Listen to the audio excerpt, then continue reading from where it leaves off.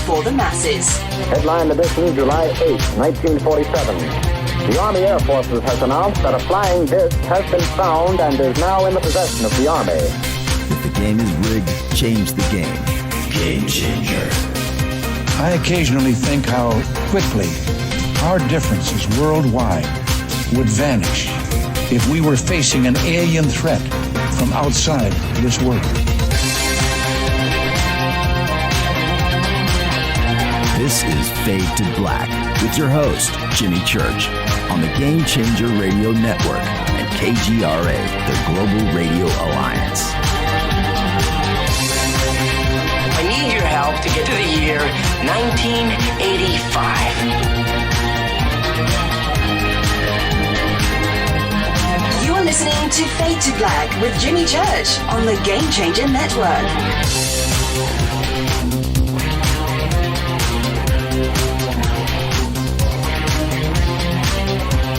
Good evening. Fade to Black.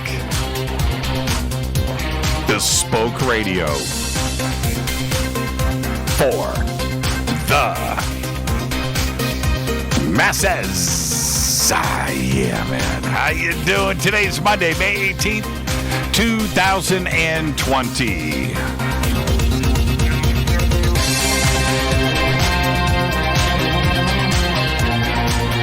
139 days into the new year. Just 227 days left. We are live from a bunker.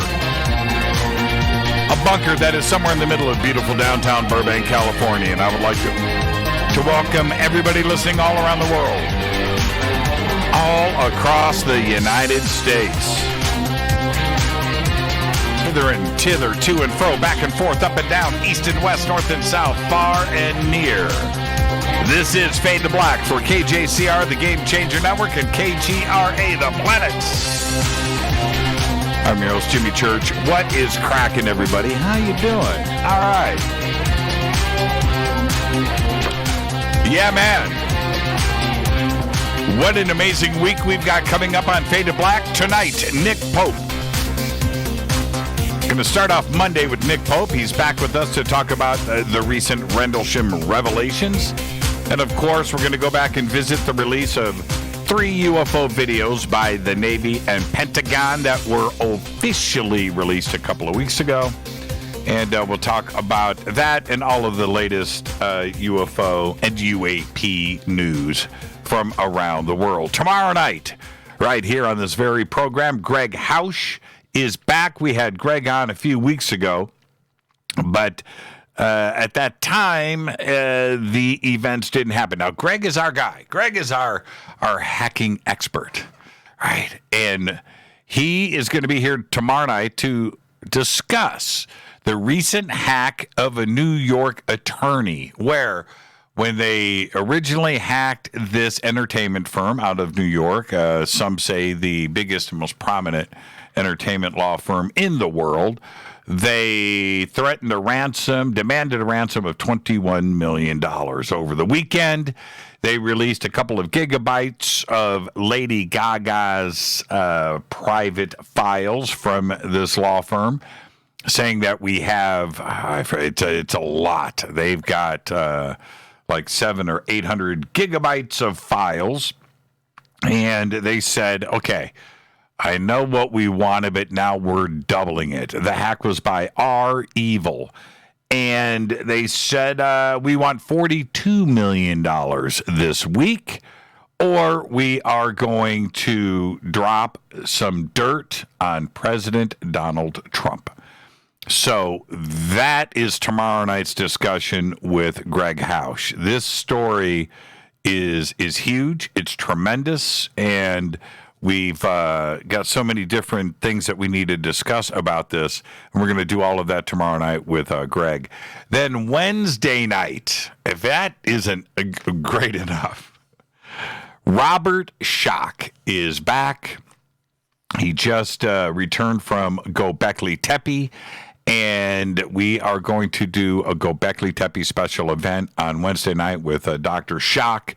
and we are going to do it all. We are going to discuss the history, the society around Göbekli Tepe, where it is sitting today, and what that means historically, and when it was built over 10,000 years ago. What was that part of the world? Who was living there? Right? We're going to do all of that and take it all the way through to today. It's going to be a huge show on Wednesday night. And then Thursday night is not Fader night because we have Linda Moulton Howe here. And she is going to present all of her research into coronavirus and COVID-19. She has conducted a lot of interviews. We have been in constant touch with her over the last couple of weeks. And this show Thursday night is not only an exclusive, but it's a test. It's a test for the internet, and it's a test for censorship. So we're gonna jump both feet into the water on Thursday night with Linda Moulton Howe. So that is our week here on Fade to Black. It doesn't get any better than that.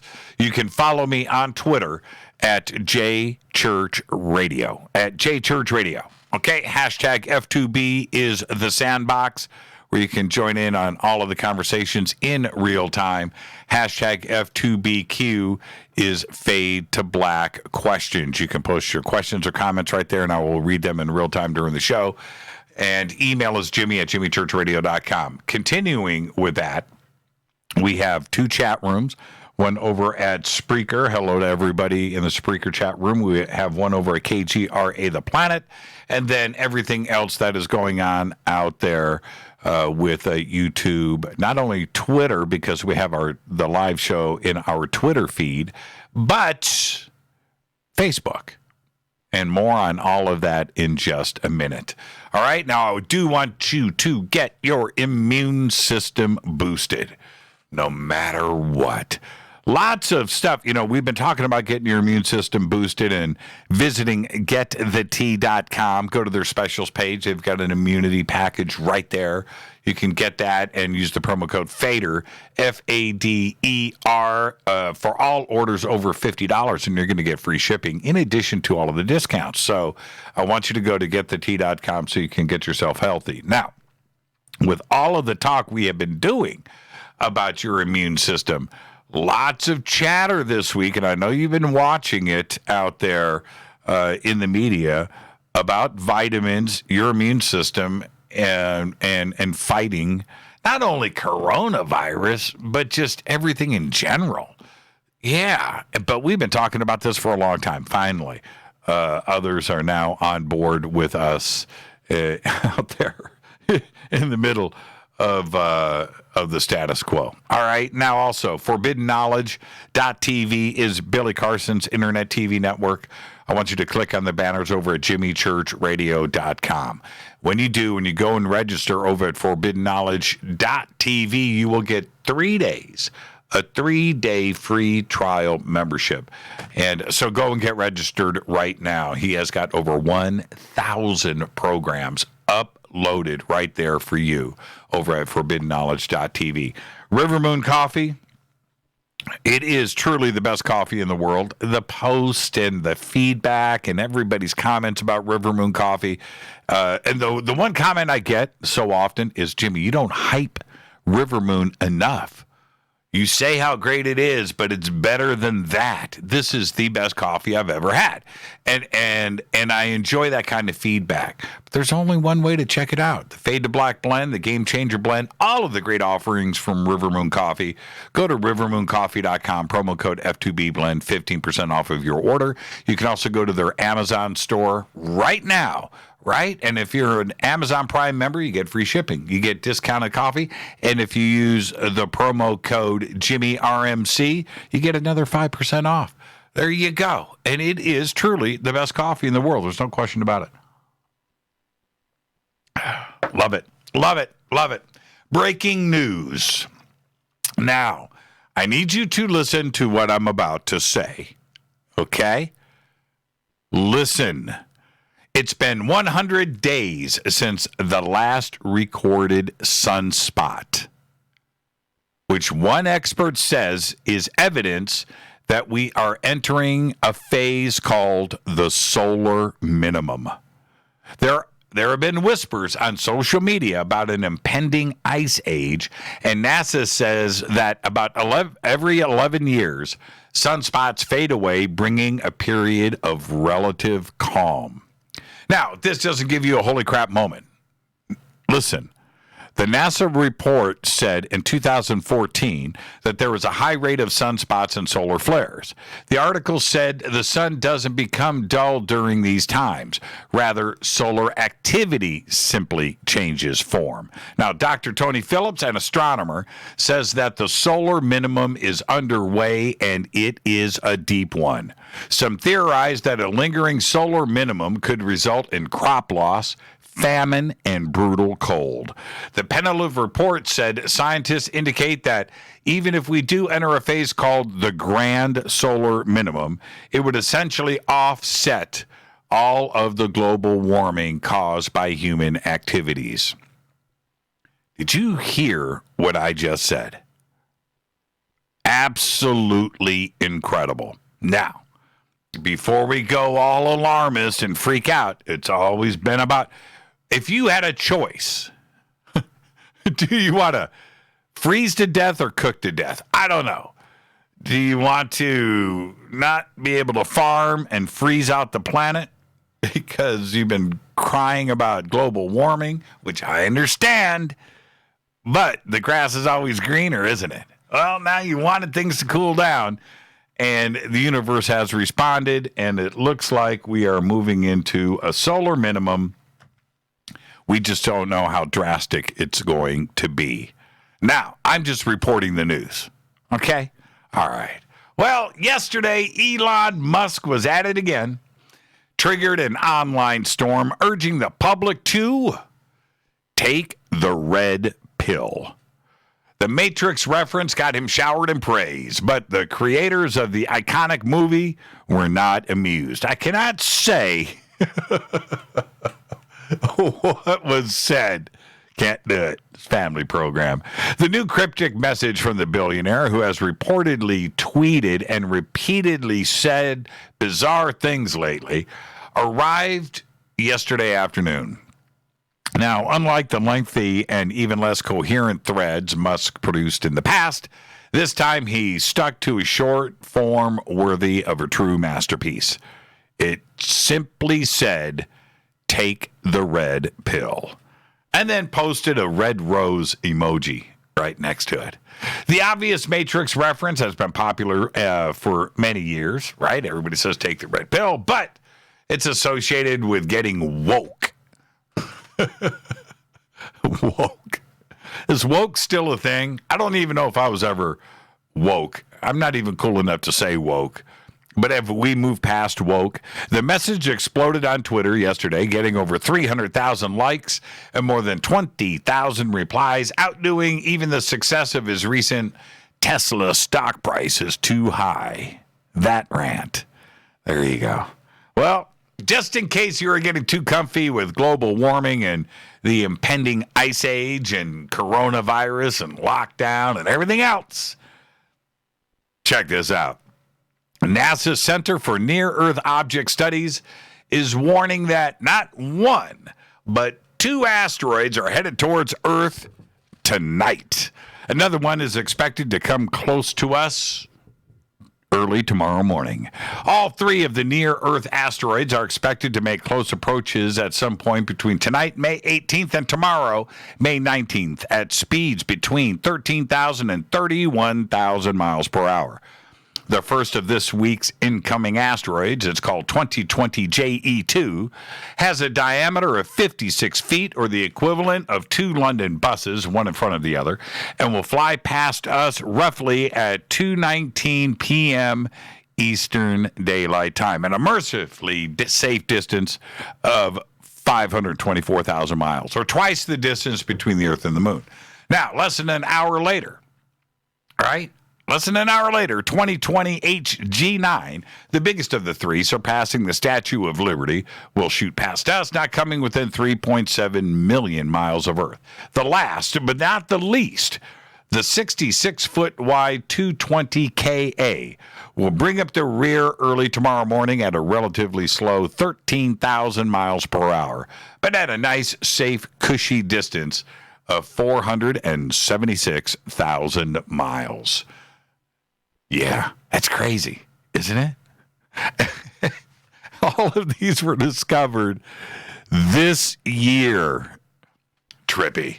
The StarWorks UFOs and Artificial Intelligence Conference in Laughlin, Nevada, coming up November 5th through the 8th, is happening with Grant Cameron, Paul Hynek, James Fox, Alan Stivelman, Sid Goldberg, yours truly. Rita's going to be there, the Fade to Black crew, and another dozen great speakers. I want you to visit StarWorksUSA.com for tickets and info. Got a lot of great things planned. We're going to be doing a Fade to Black Skywatch.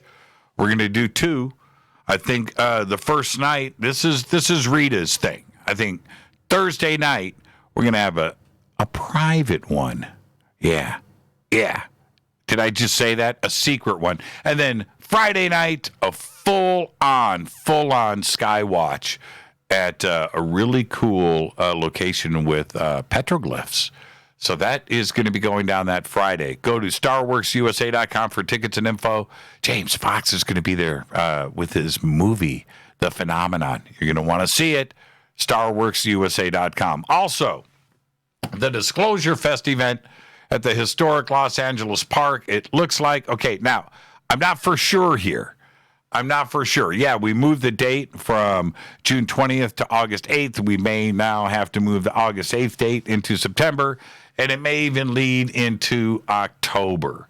If it happens in October, it'll be on my birthday on 10/10. That'll be cool. Yeah, that'll be cool. Rita, we can celebrate my birthday at Disclosure Fest. That'll be pretty cool. Man, Rita would love that. All right, where are we at? DisclosureFest.org. Happy birthday to today. Tina Fey is 50. Keyboard God, no joke. Rick Wakeman today is 71 years old. I'm not even sure of the greatest Rick Wakeman song. Man, that takes some thinking. It does. The answer might be anything off of Yes songs. Martika. Remember Martika? Toy Soldiers? Today, Martika is 51. Albert Hammond today is 76. One of the great voices and songwriters in the history of the music business. Albert Hammond had, that hit, which I sing all the time, It Never Rains in Southern California. But other hits written by Albert that you may not have known. Check this out. Nothing's Gonna Stop Us Now by Starship. One Moment in Time by Whitney Houston. The Air That I Breathe by the Hollies. To All the Girls I Loved Before by Julio Iglesias and Willie Nelson. And When I Need You by Leo Sayer. Happy birthday, Albert Hammond. On this day in history, OTD 1980, Mount St. Helens. That's right.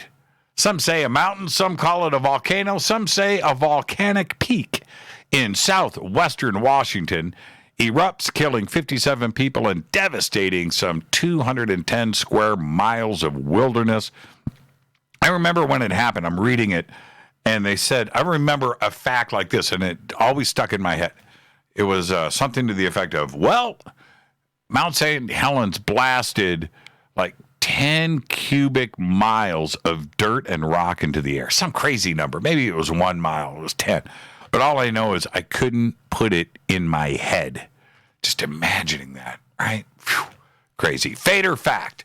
The British Royal Society of Chemistry recommends adding tea to milk, and not the other way around, as adding milk to tea results in significant denaturation. That's right. Adversely affecting the flavor of the milk. I wonder if it's the same for coffee. Or coffee creamers that don't have cream. I don't know. For me, I always add coffee to my creamer. That's how I do it. figured that out quite by accident. Tonight, Nick Pope is here. Tomorrow night, Greg Hausch. Wednesday night, Robert Schock. Thursday night, Linda Moulton Howe. There is no Fader night this week. We've got 4 straight nights of amazing guests. Now, let me hit this River Moon coffee. All right.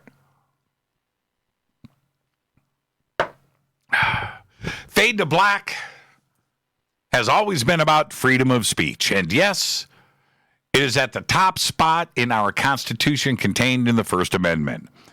It is there for many reasons, but mainly to ensure that we can express our opinions without worrying about the government stepping in, throwing us in jail, or with or without censorship, or any of that. You know, think about that. Now, speaking out and saying what you want will often lead to you losing your friends, maybe your employment, but you won't spend a day behind bars because of it. Now, freedom of speech is reserved for things that matter, that are important to both the individual and to the country. What is considered important? Well, the government, corporations, entertainment, like a movie review, you can say what you want, sports, religion, and generally just about anything that may seem relevant to you and you want others to know about it. What isn't important or covered under the freedom of speech is personal attacks directed at someone that you don't like or you want to get even with, and lying. Lying is not covered in the freedom of speech. Categories of speech that are given lesser or no protection by the First Amendment and therefore may be restricted include, obscenity, fraud, child pornography, speech integral to illegal conduct, speech that incites imminent lawless action, speech that violates intellectual property law, true threats, and commercial speech such as advertising. You have to remember, when these things were included in our Constitution, you have to, because back then, obviously, there was no internet, electricity, phones, and television. Freedom of speech was presented for those who wanted to protest, make signs, journalists, or anyone standing on a corner and yelling through a megaphone. Now, as a private business owner, I have control of who or what I want to choose to present each night on the show. Someone cannot use freedom of speech as an argument to getting airtime on Fade to Black. It just doesn't work that way. You are not entitled to being a guest on our show because you just want to be, right? Or that you have rights under the Constitution, because you don't. Although that seems logical to most, and we understand that, the same thing applies to any private media organization like newspapers, network television, radio, and today, social media platforms like Facebook, YouTube, and Twitter. The New York Times does not have to print your article. CNN or Fox does not have to have you on the air. Facebook, Twitter, and YouTube do not have to let you say or do anything you like. These are all private companies, and they can do whatever they wish, just like Fade to Black. If the answer is no, then, well, that's the end of it. You have no legal action that you can take. Can't take me to court because I won't let you on the air. Can't take me to court because I hang up on you on Fader night. Can't take me to court because I say no. Now, just imagine if the opposite were true. You would have the craziest of the crazy appearing on the front page of the Times. Any of them. Right? All over the news programming. Think about that. Anybody who wants airtime. Oh, freedom of speech. You have to let me on your network. Taking over the airwaves of radio and flooding social media with insanity. You see, social media is a privilege. It's not a right. There is a difference. Sure, there are great freedoms tied to it, and we are getting used to them. We all know that there are certain boundaries that we have to stay inside of. We know this. Cross the line and your account can be suspended or terminated outright. Remember, in most cases, these social media platforms are free. It's a privilege, and you using it is not in your control. You don't have rights. You do not own it. You have to play by the rules. You got to stay inside the lines. And the platforms can be great for entertainment. They can be great for sharing and gathering of info. They can be great for keeping in touch with friends and family, right? We know this. Now, even with the broadest interpretation of the rules that surround social media and its restrictions that are in place, right, for freedom of speech, by the way, you have to ask yourself, what did David Icke do that would require him from being erased from the internet? Most of the motivation behind this type of censorship, well, has been because different corporations have caved in to certain groups who don't like an individual and complain about them. We are entering a new phase of censorship, one that is based on personal attacks because someone has an idea that is different from their own. Do I have to agree with everyone's point of view? No. Do I have to listen to them? No. Do they have the right to express those opinions? Yes. And I have the freedom to listen or not. It's really that simple.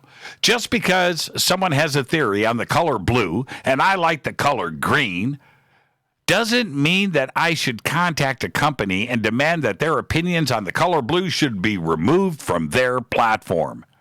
Now, if you have been censored by Facebook, you still have the right to stand in front of your local government center, make a sign or two, and yell about it to your heart's content, if that's what is important to you. You're not going to be arrested, usually. Now, the group getting behind Mr. Icke, getting him banned, also included me, Jimmy Church, in their short list of his network of spreading disinformation. Now, to be clear, Icke was always invited to be a guest on this show. We are not part of any network to promote his ideas. My name was published in their letter to various social media platforms, and so far, as of me speaking to you now, we have not been contacted by Facebook, Twitter, or YouTube. Now, this week on Fade to Black, we have Nick Pope, we have Greg House, we have Robert Schock, and we have Linda Moulton Howe. A great week for sure. But Thursday night with Linda, we will be presenting her research into the coronavirus and COVID-19. This will be a test for all of the social media networks out there to see how far they are willing to go in their censorship of coronavirus information. Maybe they'll leave us alone. Maybe they won't. But we will not cave in to anyone telling us at Fade to Black what we can and cannot say. We play within the rules, we run clean, and we never personally attack anyone, and we will always allow our invited guests to express their opinions and share their research. Seriously. I'm your host, Jimmy Church. This is Fade to Black. I'm going to take a quick break because when I come back, it's Nick Pope. And that is why Fade to Black does what it does. You can follow me on Twitter at JChurchRadio. Email is jimmy@jimmychurchradio.com. That's a good tweet, Mark. That's a good tweet. Follow me on Twitter at JChurchRadio. Hashtag F2B is the sandbox. I'll be right back after this short break with tonight's guest, Nick Pope. Stay with us. We'll be right back.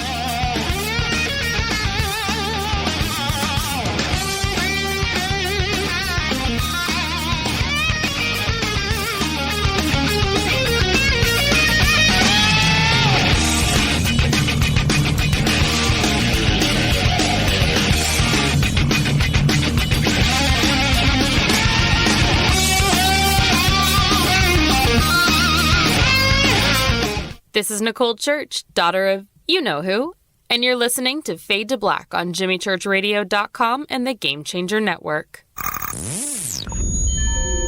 You're listening to Jimmy Church, Fade to Black. Fade to Black will now pause for alien identification. The station station that talks the net. KGRA Radio. When you take the beans from Central America with dashes of Indonesian and African mixed in and then roast it to the dark side of Fade to Black, you create the ultimate brew of fringe. Introducing the Fade to Black blend from Rivermoon Coffee. Yes, Rivermoon's darkest customized roast was created for the love of Fade to Black. The alchemy of masterful roasting and smoking the beans is in every sip of this full-bodied, dark Java. I need my coffee dark, deep, with distinct bittersweet chocolate highlights, just like the bunker. Leaning further into the darkness of the roast is Fade to Black blend from Rivermoon Coffee. Just click on the banner at jimmychurchradio.com and use the promo code F2BBLEND for 15% off of your order today. Go Beckley Teppy. This is Jimmy Church of Fade to Black, and you can get our podcast for just $2 per month. All you have to do is click on the podcast banner over at jimmychurchradio.com. OMG! People are jumping on board to the Life Change Tea Regiment. Brew, steep, and drink for a gentle, taste-great cleanse. It's changing how they feel. See what everybody's talking about. Log on to getthetea.com. That's getthetea.com. Life Change Tea aids in digestive slowdown and helps people get moving down a healthy path. We won't make claims. We'll just let you decide. Experience is much better than a commercial anyway. If you want results, log on to getthetea.com and purchase your super strength cleansing tea. You won't be disappointed. And if you're looking for some mind-body suggestions, go to YouTube and punch in the search bar Health Matters Now. That's Health Matters Now. Put power into your health now. So, getthetea.com. That's getthetea.com for super strength tea. And YouTube, Health Matters Now. That's Health Matters Now for valuable suggestions. Getthetea.com. The tea that makes you go. 9 out of 10 geneticists agree. Fade to Black is not your father's radio show on the Game Changer Radio Network and KGRA, the planet. Hi, this is Rob Reiner from Anvil, and you're listening to JimmyChurchRadio.com.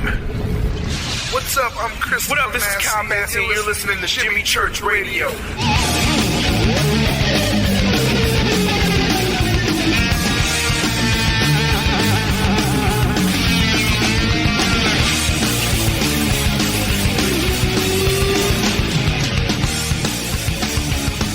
All right, welcome back. Fade to Black. I am your host, Jimmy Church.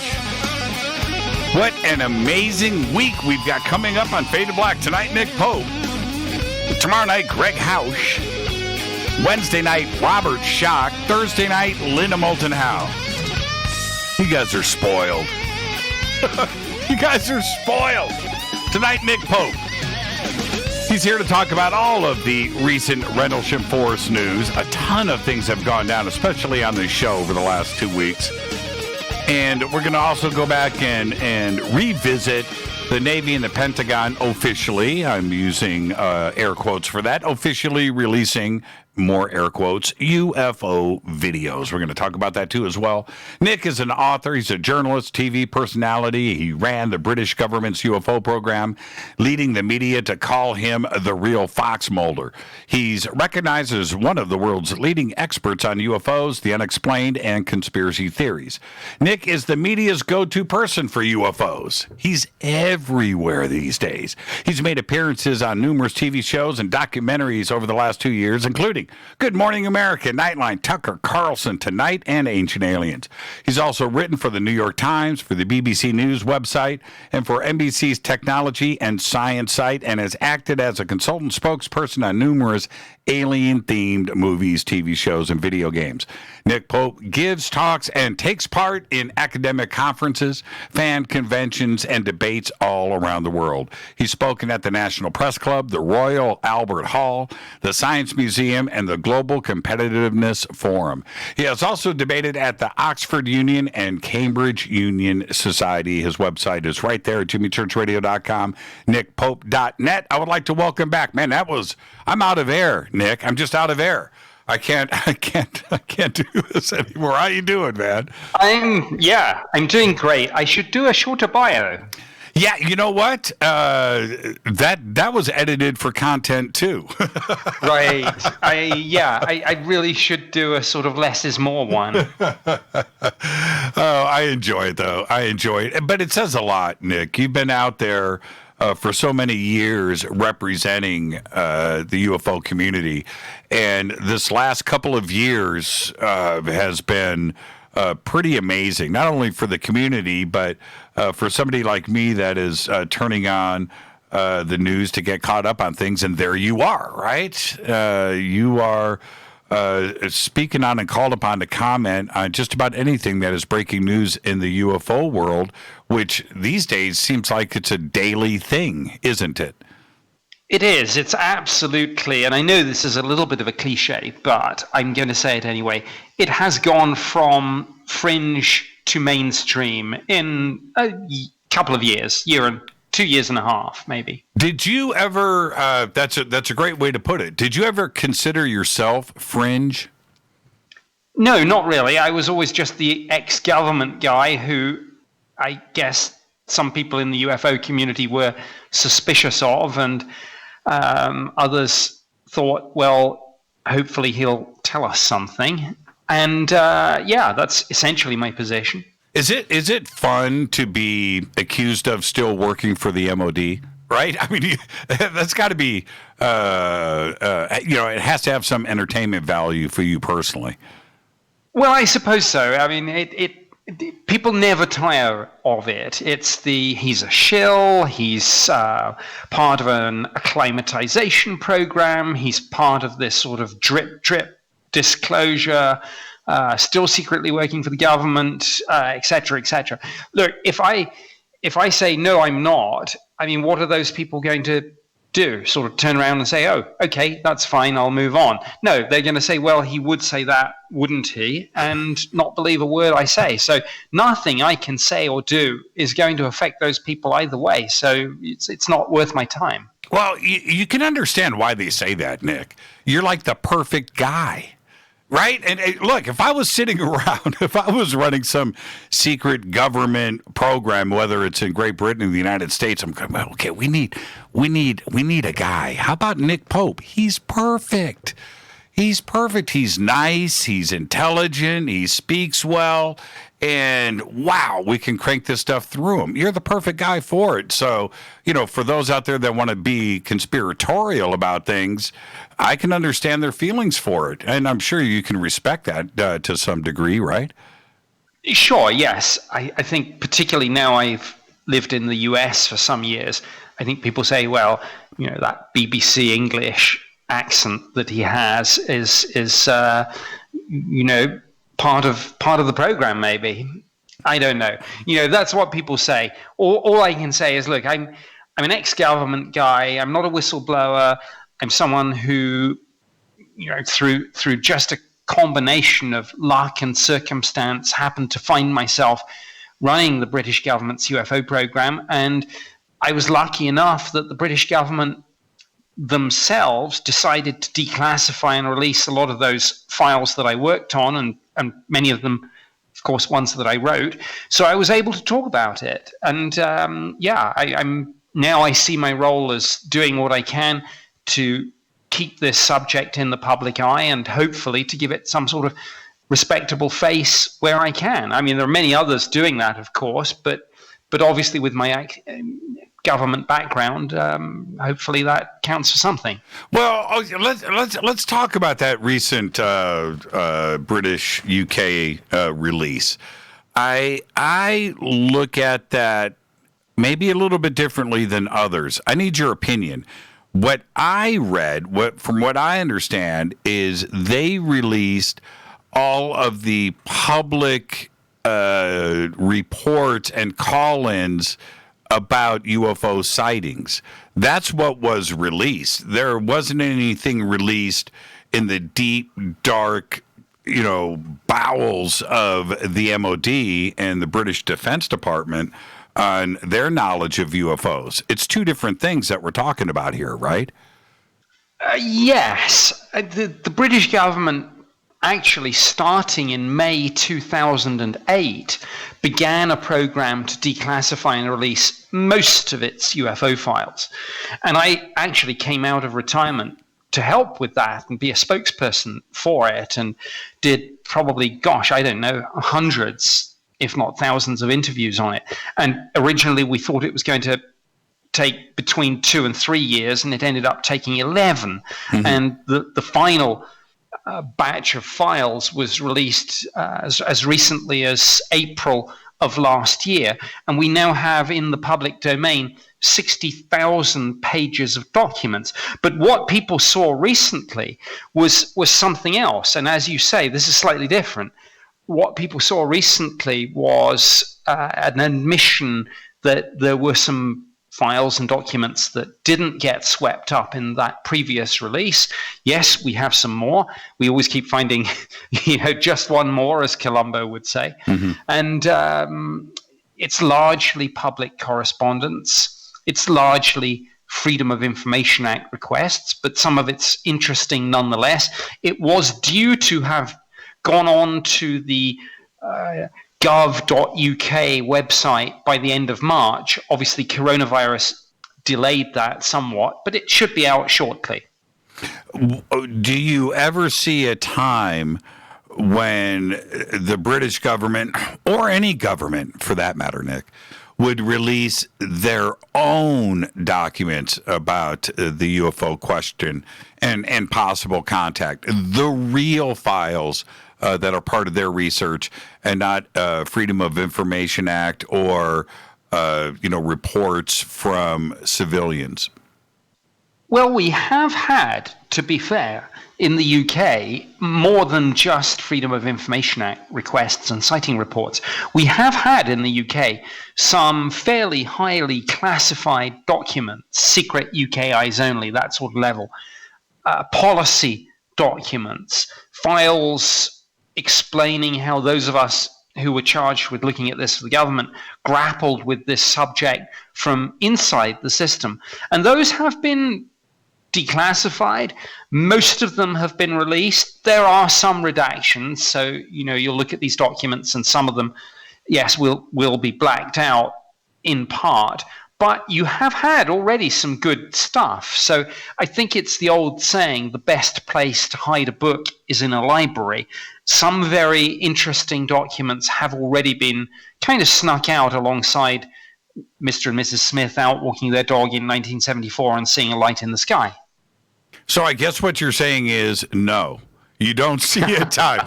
You don't see a time of everything being released. Not everything.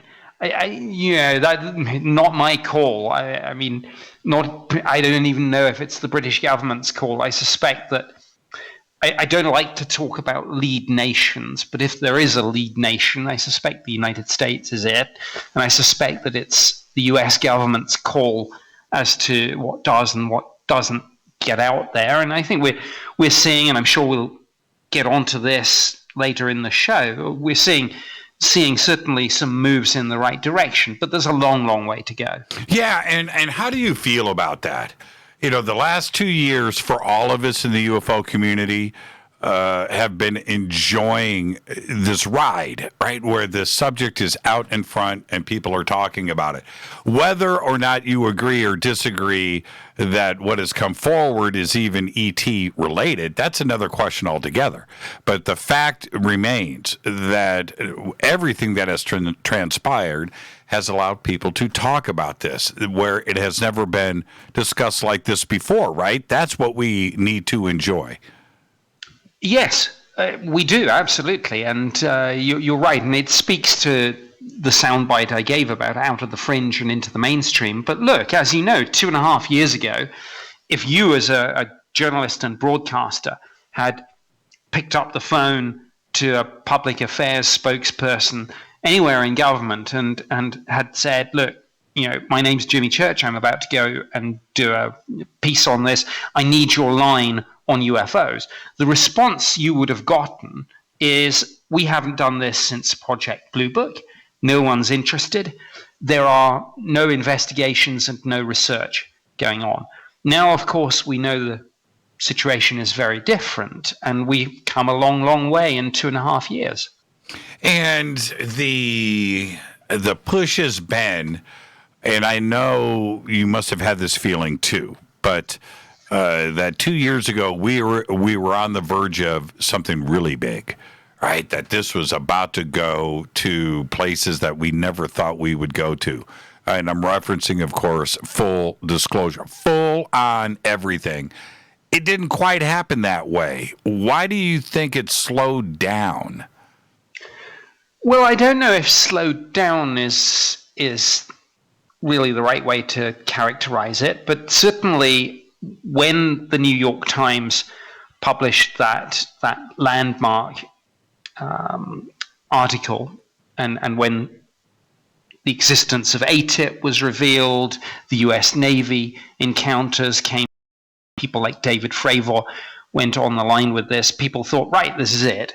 And then, yes, to be fair, as you say, there was a sort of, well, now what moment. And maybe we're still in that, but maybe we are still seeing a sort of slow creeping move forward on this. And of course, just literally a few days ago, April 27th, we saw the Department of Defense itself put those 3 infamous U.S. Navy videos online themselves. And again, I'm sure we're going to get into the hows and whys of that. Mm-hmm. And absolutely, there's more to come. There is more to come. This is disclosure. To go back to your original point, disclosure is not a single event. It's not binary. It's a process. And I'm not even sure it's an event or even a process in the sense that the UFO community like to imagine it, with this sort of cliche, my fellow Americans, people of the world, we're not alone. Mm-hmm. I don't think it's ever been about that. I think it's been more subtle, more nuanced. Yeah, and I agree with you. I agree with you 100%. Unfortunately, the rest of the community, maybe the world, doesn't agree with us, Nick. Nothing short of, like you said, a head of state or the president of the United States stepping up to the mic on live television, uttering those words. Anything short of that is not disclosure. And that's what we're fighting here. For me to say, disclosure is drip, drip, drip, we're getting there, I don't need it, I've seen things, we're in the middle of this, that's not what people want to hear, is it? No, it's not. Hey, look, there's 3 scenarios. And 2 of them are easy, and 1 is very difficult. First scenario is easy. You find alien life, and you say, my fellow Americans, people of the world, we found aliens. Mm-hmm. Easy. It's done. Right. Second scenario is, my fellow Americans, people of the world, we found alien life. Actually, we found it 70 years ago. And yeah, that's a little bit difficult, but hey, you can always spin it. Look, my predecessors kind of decided for good reasons, so they thought, but now I'm telling you it's real. Right. That's kind of easy too. But the third scenario, which is where I think we are, is the difficult one. It's, my fellow Americans, people of the world, our pilots chase these things. Our radar operators track them. Our forward-looking infrared cameras record them. Their speeds and maneuvers ahead of anything we have. But we're not really quite sure what this is. And that's difficult because it is. Governments exist on and thrive on projecting power and authority. You don't project power and authority by saying, we don't know, there's something, but we can't figure it out. No one wants to go there, and I get that.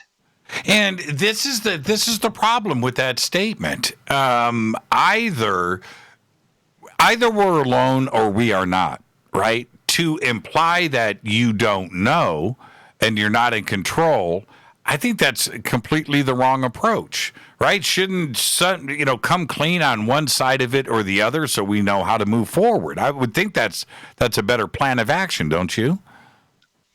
Yes, but it is difficult because, as I say, the situation is literally that if you take it at face value, we've lost control of our own airspace. Mm-hmm. And nobody's going to put it like that, and everyone's going to kind of try and find a way to spin that. But there are only so many ways you can you can talk that out. And it's none of those ways make government look good, and therefore none of those ways are ways they want to go. Now, we're going to get to the videos after the break, and I do want to discuss the how and the why, and certainly the who. But what do you see, Nick, personally, when you look at these videos? Are you seeing something that is off-planet? Do you think something is ET-ish? Do you see anything like that is not of this earth? Or is there some other explanation? What do you see personally? I see a situation where I don't have enough data to make the call. I can say there are probably about 6 or 7 different theories, and we can get into them if you'd like. And there'll be a best current assessment, and again, we can get into that, but I don't have, because I'm no longer in the system, I don't have enough data to make that call. Someone probably does. If not definitively, at least, as I say, in terms of making a best assessment. Well, I guess I'm asking about your eyeballs. And what I'm saying, if I approached you at a conference and I whipped out my cell phone and I showed you one of those videos, you don't need data or anything to understand what you are seeing. You're going to make some kind of call right there, your emotions. So that's what I'm asking about, not the data or anybody else's collective opinions. What do you see when you see those videos? Well, I'm going to half disagree with you there. I think we do need data. Taking your point about the eyeball, though, yeah, I look at, you whip out the cell phone and show me that, and I say, wow, great, thanks. That's interesting. That really doesn't look like aircraft lights or a weather balloon, but I know, because I can see that it's filmed on forward-looking infrared camera, I know that somewhere in the US government, the military, the intelligence community, there will be what we call MASINT data on that, measurement and signature intelligence, which will tell me those items of data that I do need to know to make a more informed call on that. What's the distance of this object from the lens? What's its speed? What's its acceleration? What's its size? And only with those pieces of data can I really make a definitive assessment and say, look, is this just some combination of radar glitch and forward-looking infrared camera anomaly? Is it our own tech being blind tested against the fleet? Is it Russia? Is it China? Or is it something else? And that's where we are left with this, unfortunately. And there's another point to this, and again, we're going to go much deeper after the break. Do you think, in your best opinion, because you've been at this for so long at a government level, do you think that the United States or any government would release a video of a flying saucer? Well, that's the really interesting question. There are two interesting questions here. One interesting question is, what the heck is it on these videos? What are we looking at here? Right. That's an interesting question. But another really interesting question is, if the US Navy and the US government in the wider sense genuinely doesn't know what these things are, why are they putting it out there? When arguably this might be something highly classified, right. Maybe our own, maybe Russia, maybe China, maybe even extraterrestrial. And you've got to ask, and this is the way that government always asks these questions, what are the threats and what are the opportunities? And the opportunity question is interesting. What does the US government have to gain by putting this out there? And on the face of it, the answer's not much. Like I said, it doesn't make them look that clever, because on the face of it, they're saying we don't know, and there's something better, faster, more maneuverable in our skies, and our best technology can't catch them. But the follow-up question is, how is that being perceived in Russia and China? What questions are the leadership asking there? And believe you me, they are asking questions. They must be. And the basic question is, what the heck's going on in the United States with these UFOs? Could there be a flip side to this too as well, which is that the Navy and the Pentagon just don't care about these videos? I'm not sure. No, I don't agree that they don't care. But what I do think is that it's worth looking at all this through the lens of an intelligence operation, a psychological operation, a psyop of some sort. Sure. And if so, the question is, what do we want Russia or China to come away with out of this? And does the answer to that question tell us anything about what we're dealing with and why the US government would be putting it out? Because look, here's one other really interesting point about this. Every time this story, whether it's ATIP or the US Navy encounters, every time this story looks as if it's dying down, it flares up again. But if you look at how and why it flares up again because somebody in the US government does something. It's like, for the first time, instead of downplaying and debunking, the US government, they're the ones keeping this story going. Why? That brilliant point, Nick. That is absolutely brilliant. And there is another concern of mine. I've only got 45 seconds, then we go to the break. That there is technology and the ability to pull down any video or anything on the net, right? We've seen a lot of censorship over the last couple of weeks just over coronavirus. And if the Navy was concerned about these videos, why didn't they have them pulled down in 2007? Why didn't they have them pulled down way before they officially released them when they were already out in the public domain? Why not stop it then if they were concerned about some type of secret information or technology or UFOs invading our airspace? Why not just pull it down then? Yeah, and why now throw fire back throw kerosene back on the fire and reignite this whole story just when it was fading away? Yeah, I agree with you. Let's take our break right here. Nick Pope is our guest. And now we've got a lot to discuss tonight on Rendlesham. We will get to all of that. Right now we're discussing the official release of 3 UFO/UAP videos by the Navy and the Pentagon back on April 27th. This is Fade to Black. I'm your host, Jimmy Church. More with Nick after this short break. Stay with us.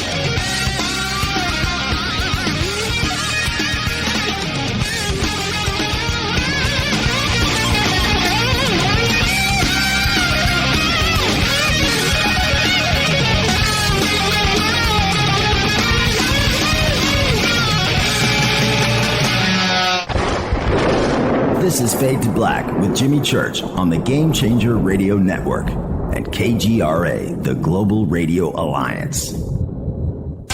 This is KGRA Digital Broadcasting Station, Salt Lake City, Utah, Van Buren, Arkansas. Hello, my name is Billy Carson, and I am a best-selling author and the founder of ForbiddenKnowledge.tv. Together with my team, we have built an all-new conscious streaming TV platform designed with every family member in mind. If you have ever wanted to travel the world and attend lectures and workshops from your favorite speakers but weren't able to, look no further. ForbiddenKnowledge.tv. There are dozens of workshops and lectures from speakers you know and love. We have also included amazing categories to assure that your consciousness is entertained and elevating on a daily basis. Amazing interviews, ancient history, ascension knowledge, wisdom teachings, documentaries, conspiracies, mysteries, health and fitness, conscious cooking, meditations, finance, yoga, and so much more. To start your free trial on any mobile device or computer, surf to ForbiddenKnowledge.tv. That's Forbidden Knowledge with the number 4, ForbiddenKnowledge.tv. Again, visit ForbiddenKnowledge.tv today. Introducing the new Surfer Music app. Listen, fade or not, you know I love my music. This is my go-to for all things notes. The Surfer app is a brand new concept in music listening. Surfer is free, providing unlimited access to thousands of live streaming radio stations. Surfer is an exciting, interactive listening experience. Discovery and surprise are built right in. Surfer is your destination to discover and rediscover great live streaming music. It features high-quality audio streams, free access to music from thousands of live streaming radio stations, unlimited listening, unlimited skipping. You get a music visualizer, and you can also select your favorite channels. Get it at the Apple App Store or Google Play. Just search Surfer Music or click on the Surfer banner at jimmychurchradio.com. Go Beckley Tappy.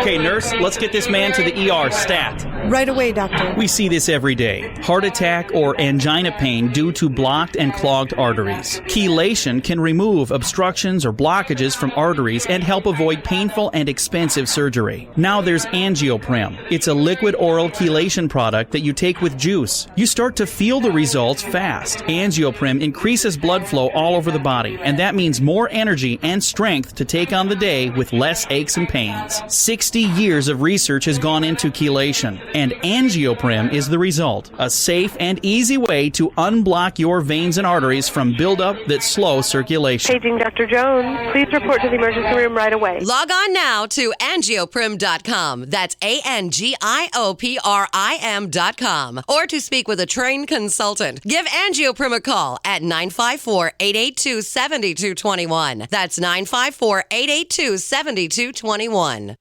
Hello, I'm Katie, and you're listening to my main man, Jimmy Church, on jimmychurchradio.com. Hi, this is Ray Hobbs here, repping the planet, and you're listening to my good friend, Jimmy Church, Fade to Black, on the Game Changer Network and the KGRA Digital Broadcast Station. This is Toby Kebbell. You're listening to jimmychurchradio.com. Don't hurt me, Jimmy. I'm only little. Hey, I'm Adrian Grenier. And this is Ari Gold. We're the Honey Brothers. We're also Honey Brothers. Hey, I'm Adrian Grenier. And I'm Ari Gold. We're the Honey Brothers. And you're listening to Jimmy Church. The Revolution.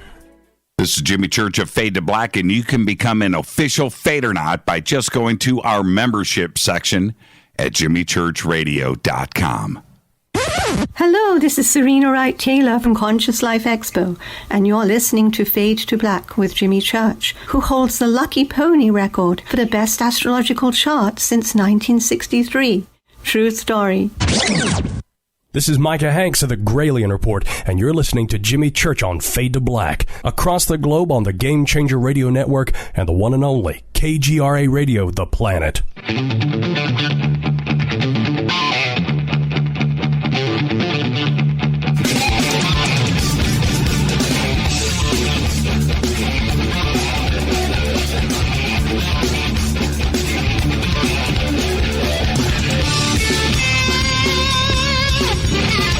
All right, welcome back. Fade to Black. I am your host, Jimmy Church. Tonight, Nick Pope is here. Tomorrow night, Greg Hausch.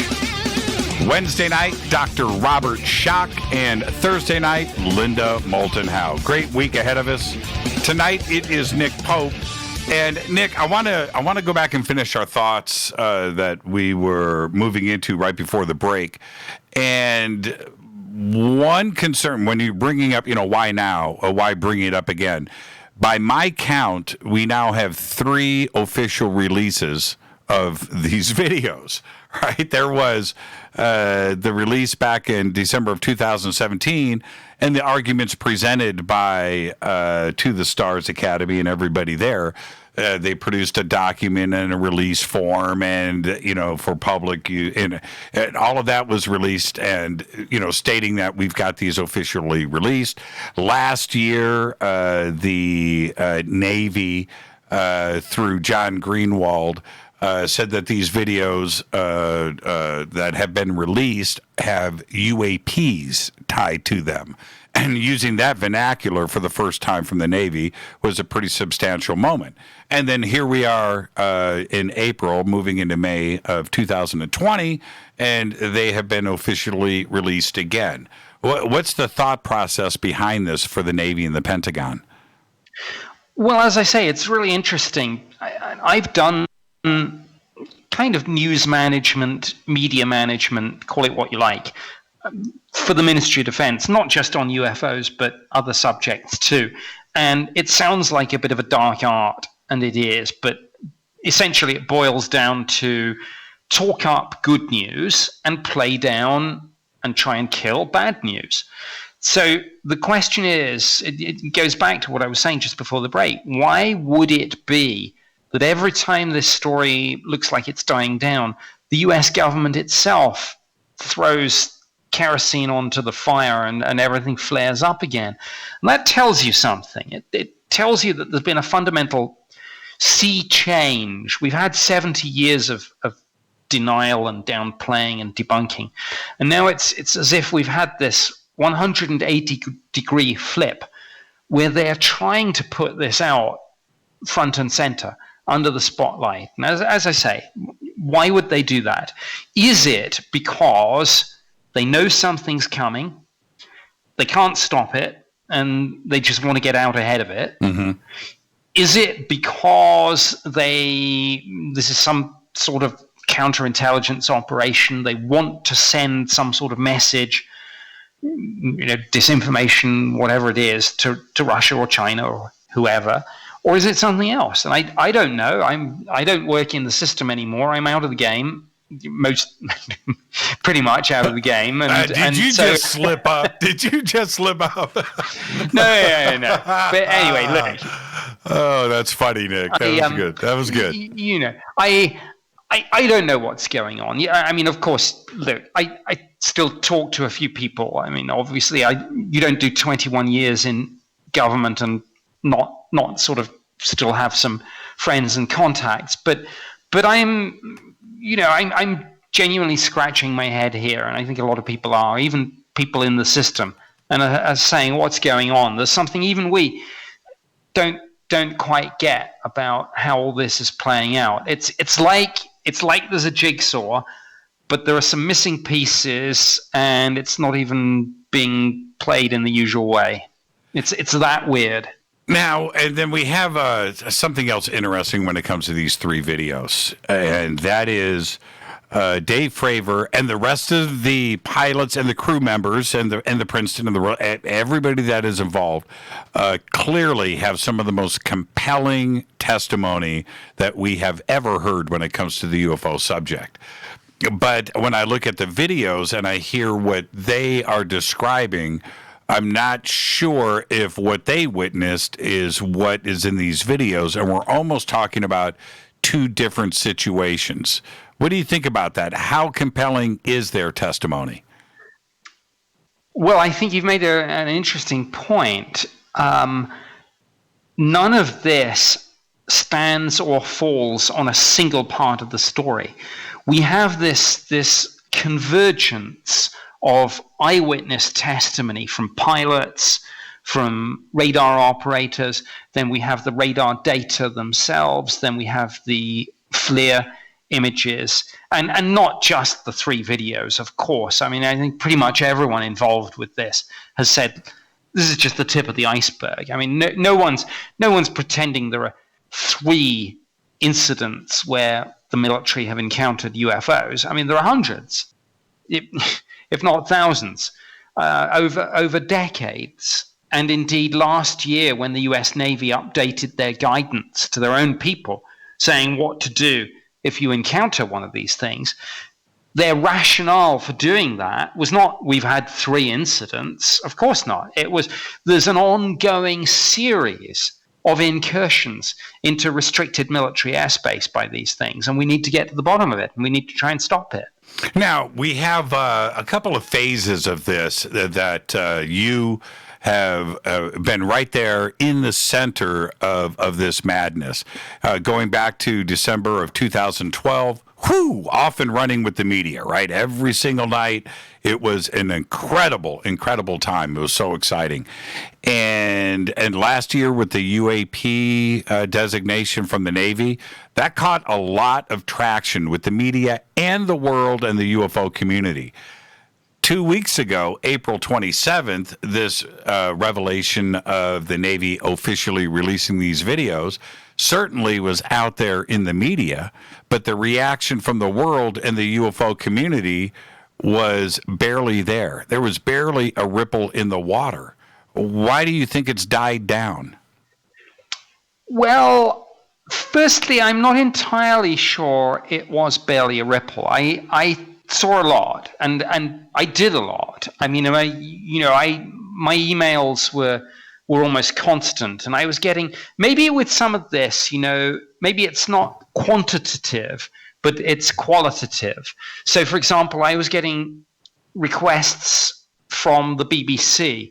I was getting requests from British Forces Broadcasting Service. So basically forces.net, the British government's, the British military's own TV network and radio station on this. So I was getting a lot about this. So I think it did make a splash. But look, the elephant in the room, of course, is coronavirus. And I don't know, after 9/11, there was an infamous saying by a policy advisor in the British government, and she said, today would be a good day to bury bad news, meaning obviously 9/11's just happened, and we can sneak anything out we like because nobody else is going to be covering anything except 9/11 and the towers coming down. So we have to factor coronavirus into this and say, is some of this, at some level, the US military feeling and the government feeling, we can, if we've got things that we need to get out, getting them out now while the world is looking the other way might be worth thinking about. The timing is suspect, isn't it? Yes, it is.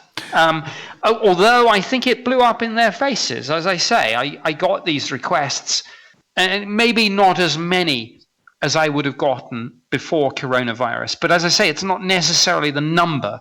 It's who's calling. And when the answer to who's calling is, well, it's the BBC, or it's NPR, or it's British Forces Radio, then it's not necessarily how many people you reach, it's who you reach. And one thing that I notice, and the barometer that I like to use, like everybody uses today, is how many comments are out there in social media, what's the response there, how many shares of the story, and you can kind of tell if things are, A, important to people, and B, if it gets shared and reshared because people want to have others check this knowledge out. And this time around, as much as I was excited about it, it just seemed to die on the vine. And I was, I was seeing it on the front page of CNN. I saw it on the BBC. I saw it on Fox and Tucker and the media did their part. It was the response from the public without clicking on these articles and the power of the click that wasn't there. And that's the part that really surprised me, Nick. And I can't quite figure out why. The only thing that's in the way is coronavirus. So maybe the timing is suspect, and that's why they dropped the story when they did. That could be, but I think we still, the history of this has still to be written. And I still don't know whether people saw this and they thought, you know what, we have bigger fish to fry at the moment. Right. Coronavirus. Or whether people thought, you know what, we need something to get us away from this constant 24/7 coronavirus coverage. We need one other interesting thing to think about. Oh, look, UFOs. So I still don't know quite how this is playing out. And even if the Department of Defense planned this, who's to say they got it right in terms of whether this would crash and burn or whether it would take off? Yeah, and you're right. I go back to the point, quantity versus quality. Do you want this story, if you got something to say about UFOs, do you want to say it to 100,000 different people on blogs, or do you want 5 minutes FaceTime with the president to talk about it? That's right. And there's another part to this, and I'm agreeing with everything that you're saying right now. Very, very interesting comments. And that is, with the constant barrage of UFO news over the last 2 years, that maybe the world has been pummeled into submission on the subject. They understand that we're not alone now, and even their interest in the subject may be waning. As crazy as that may sound, but drip, drip, drip may have worked. Well, I always go back to a very interesting comment made by Colonel John Alexander, and he pointed out you don't shock people by telling them something they already believe. And if what's going on now is maybe testing whether we're in that zone, then I think the answer is yes, we are in that zone. Because yeah, you could say that we've had these stories out, and people are saying aliens. Yeah, why not? It's not too crazy. Yeah, exactly. And I go back. I haven't talked to you since this dinner happened with me, but back on December 18th, right, the day after disclosure, I'm with my family here in Burbank for dinner and a cookout. And my family never discusses UFOs with me. They know what I do for a job. Whatever, they're not interested, which is fine, right? We don't talk about Fade to Black. But on this particular night, the subject came up because it was all over the news. And my sister-in-law, who has never, ever talked to me about UFOs, said one line to me that I just won't forget. She goes, "What's the big deal? We all know we're not alone." And I just had to stop right there and absorb what she was referring to. Yes, this is big news, but even for somebody like me, come on, we're not alone in the universe. What's the big deal? And that, I think that idea may have compounded over the last 2 years, that it's the same story over and over and over again. Not only with UAPs in these 3 videos, Nick, but it's exoplanets, and it's the search for aliens, and it's fast radio burst, and it's, one sighting after another, that it may be a point of complacency now. Maybe the world is tapped out. And absolutely, and it's Oumuamua, and it's techno-signature. And it's all these stories. It's not a single thing, and it's not just UFOs.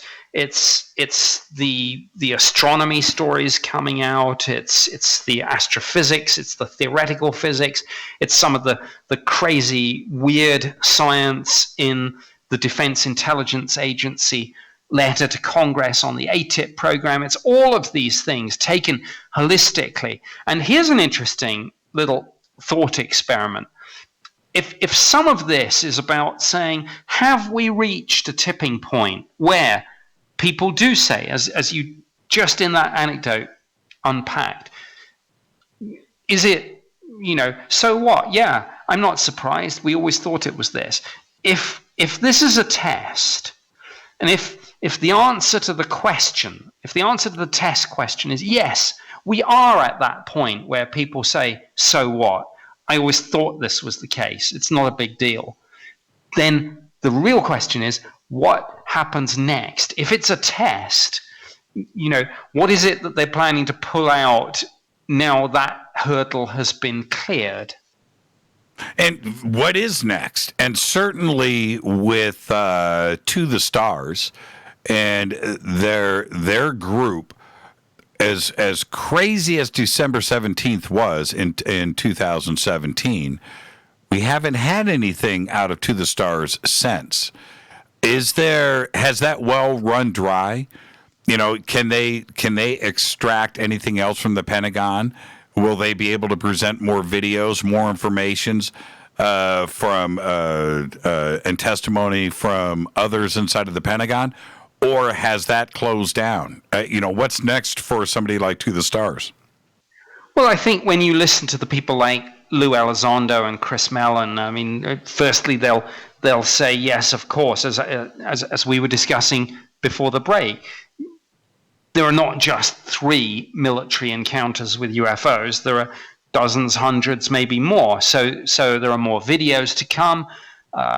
People like Lou and Chris talk about some of the lobbying that's gone on behind the scenes with Congress.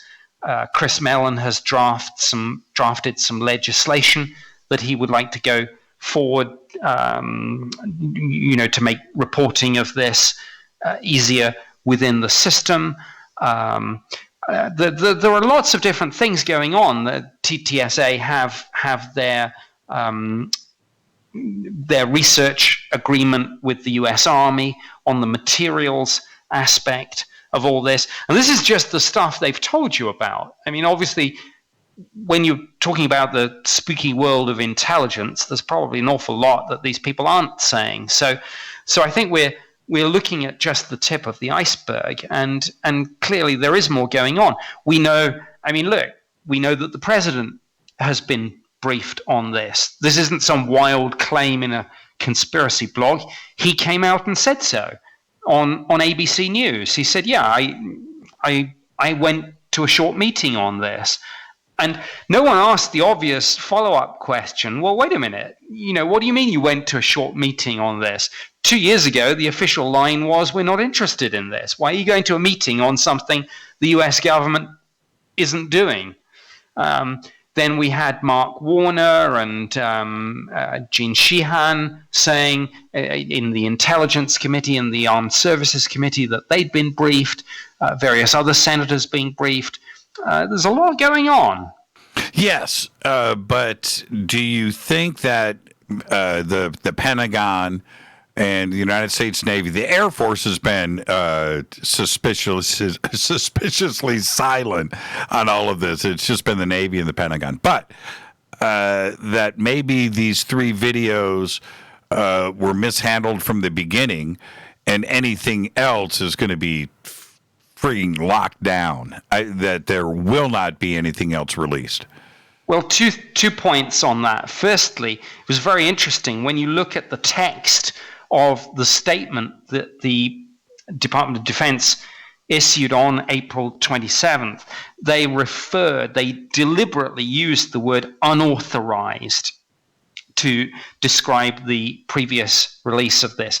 What that says to me is that there's a little bit of a turf war going on here, maybe between the people doing it now and the people, and by that I mean Lou Elizondo and Chris Mellon, the people who used to be doing it. So that's one thing, the deliberate, provocative, shot across the bows use of the word unauthorized. I mean, that's a strong word. Yes, it is. The other point with this is that you mentioned the Air Force and the lack of the Air Force. Look, here's what happened.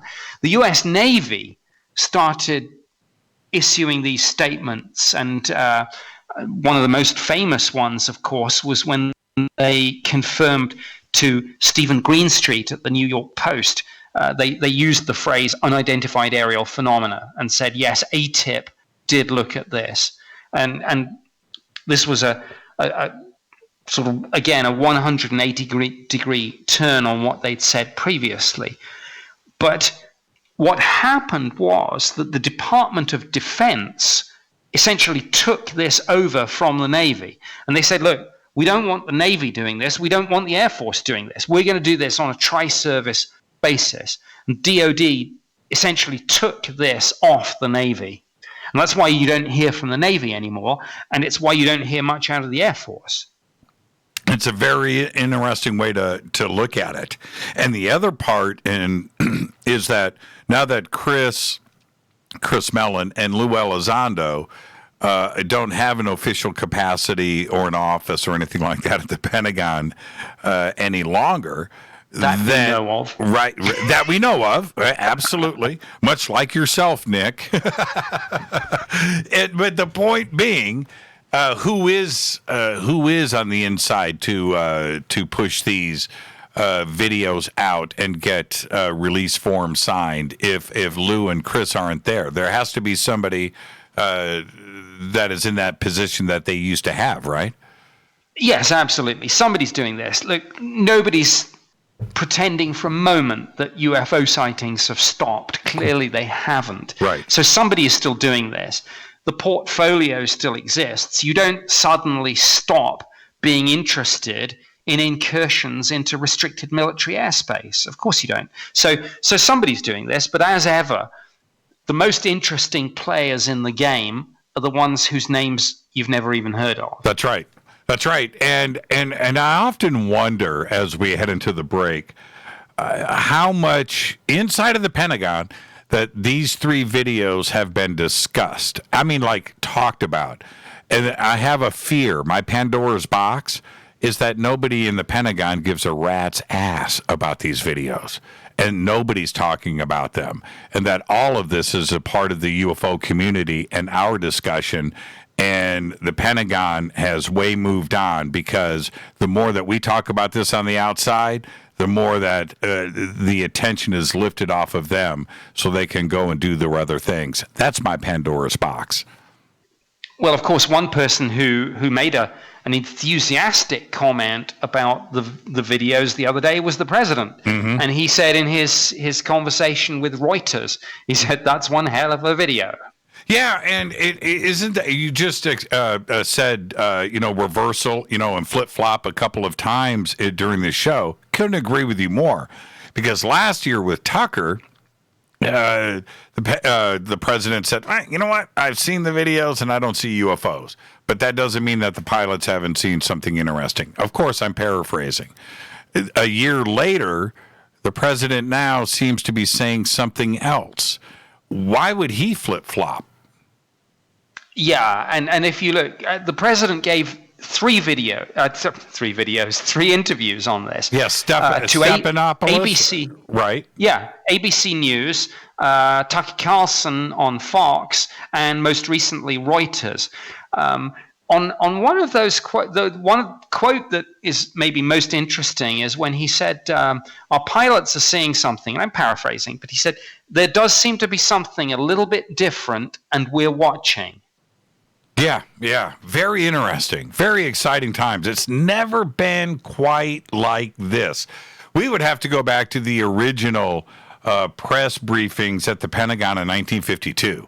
Right? I mean, it's really been that long. Let's take a break right here. Our guest tonight, Nick Pope. I am your host, Jimmy Church. When we come back, Nick, are you ready? You want to talk a little Rendlesham?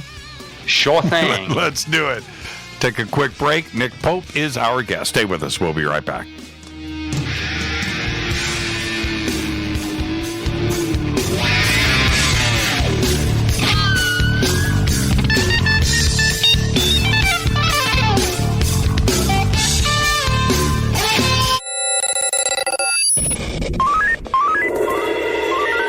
Way out here, we listen to Jimmy Church. You're listening to Fade to Black. Always on the edge of the hottest alternative talk. Jimmy Church with Fade to Black. KGRARadio.com. ¿Qué tal, mis amigos? Yo soy Mario Carson, el tiburón, y los invito para que escuchen a mi buen amigo Jimmy Church Radio. ¡Claro que sí! Do you want to be an official Fadernaut? Of course you do. This is Jimmy Church of Fade to Black. Just go to our membership section at jimmychurchradio.com. Introducing the new Surfer Music app. Listen, Fadernauts, you know I love my music. This is my go-to for all things notes. The Surfer app is a brand new concept in music listening. Surfer is free, providing unlimited access to thousands of live streaming radio stations. Surfer is an exciting, interactive listening experience. Discovery and surprise are built right in. Surfer is your destination to discover and rediscover great live streaming music. It features high-quality audio streams, free access to music from thousands of live streaming radio stations, unlimited listening, unlimited skipping. You get a music visualizer, and you can also select your favorite channels. Get it at the Apple App Store or Google Play. Just search Surfer Music or click on the Surfer banner at jimmychurchradio.com. Go Beckley Teppy. So, you love talk radio? Then you'll love TalkStreamLive.com. TalkStream Live is always on, 24/7, with the best streaming talk shows. Find your favorite talkers and discover some new ones. It's free, readily available online or on mobile with any smartphone or tablet. Finding your favorite talk shows all in one place has gotten a whole lot easier. Just go to TalkStreamLive.com. Be sure to download the free apps from Google Play or the iTunes App Store. You listen to us, and we listen to you. And so does the CIA.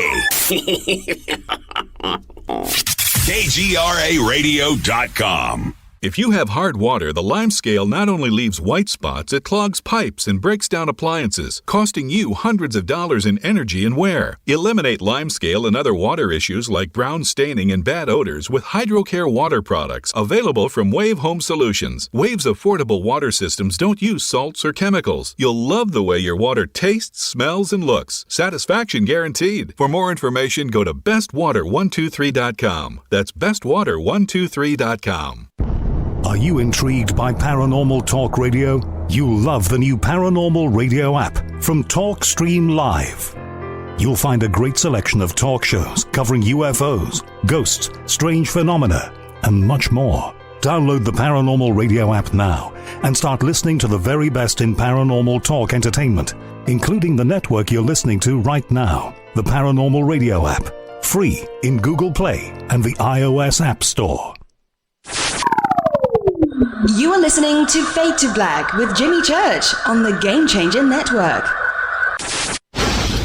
Oi, oi, I'm Reese Evans. You're listening to Jimmy Church. This is Revolution. The revolution will not be televised. The revolution is on radio. Ciao.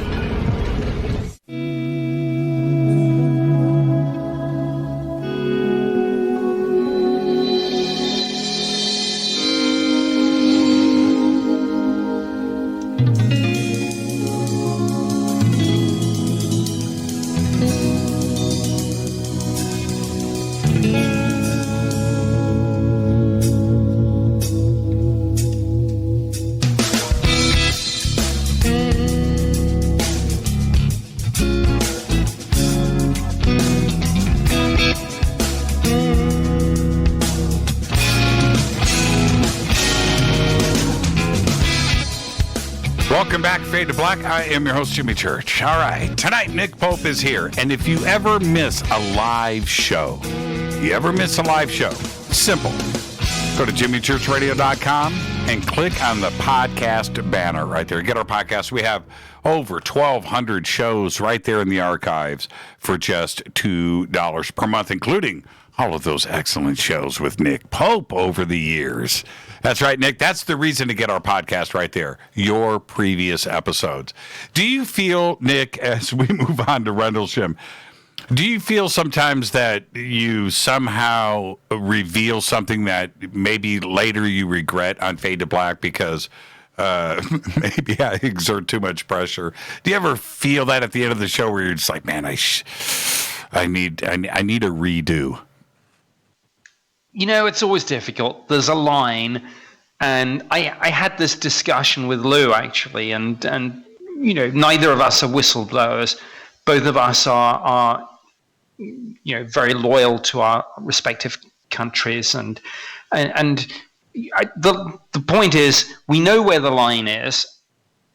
It's difficult sometimes to walk close enough to that line to say something meaningful and not cross it. But I think both of us know, you know, where would be a step too far.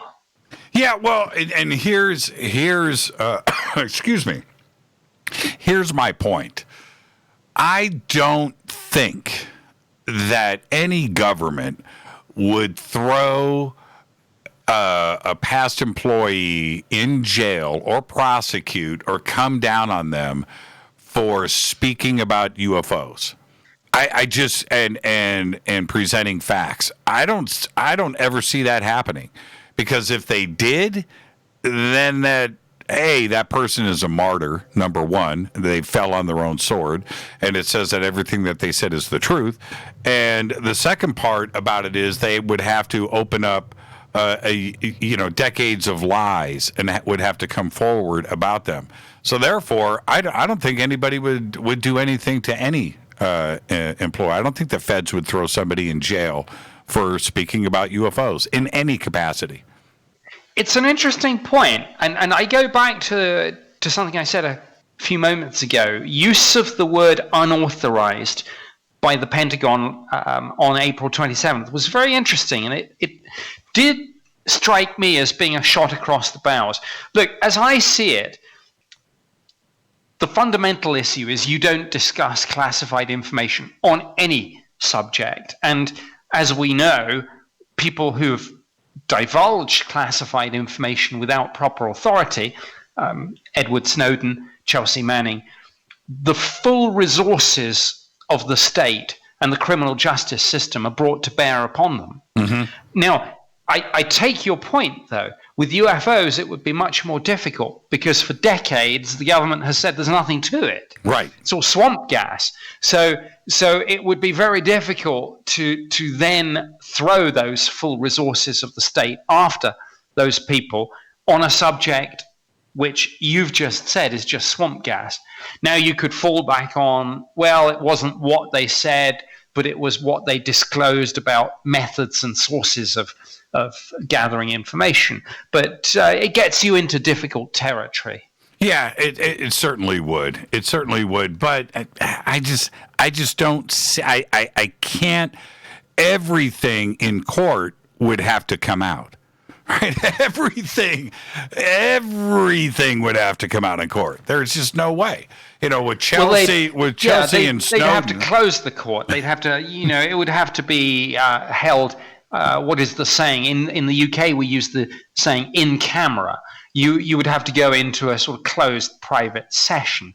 And that in and of itself would tell you something. Why are they going into a closed session on UFOs? I thought this was just swamp gas. Yeah, I want to get to Rendlesham, and also tonight I want to ask you about Brazil too and what is going on down there. Let's swing over to Rendlesham.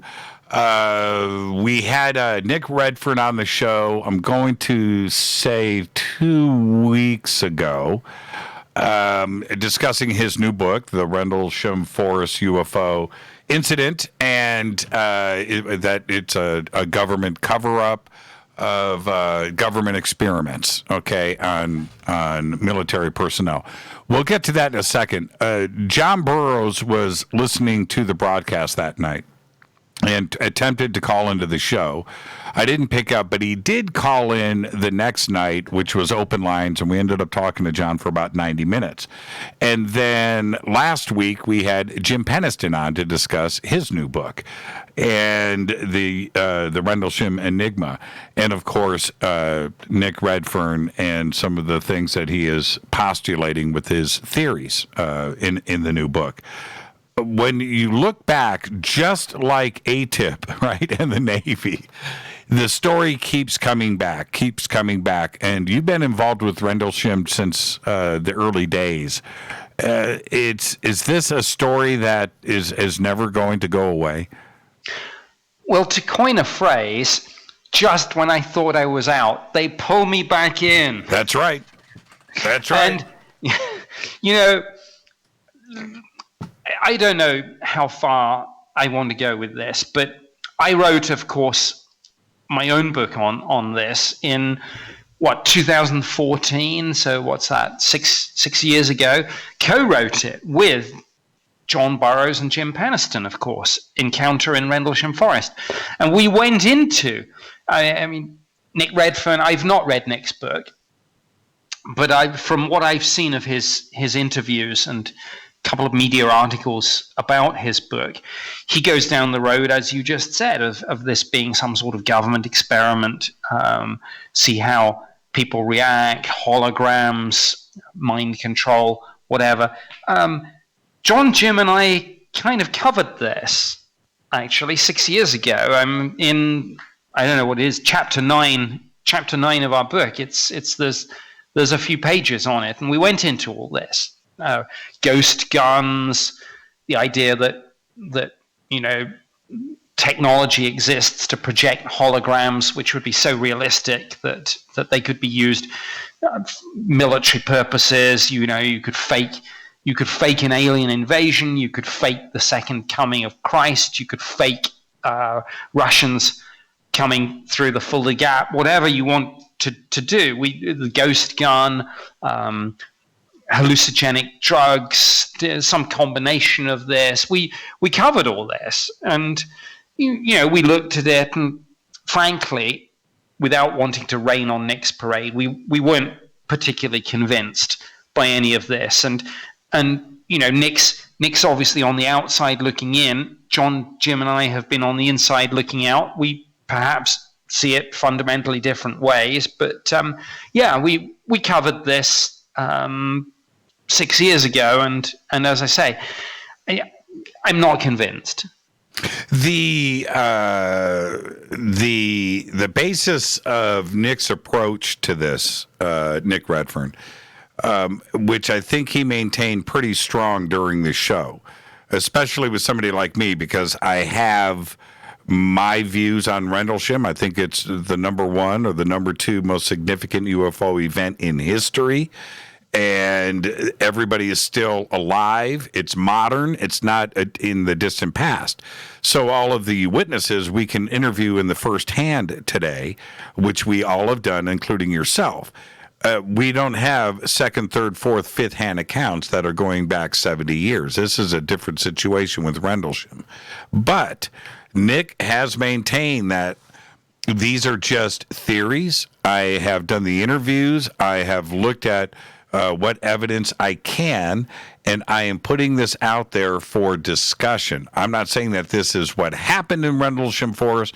I'm saying that this is something that we should consider.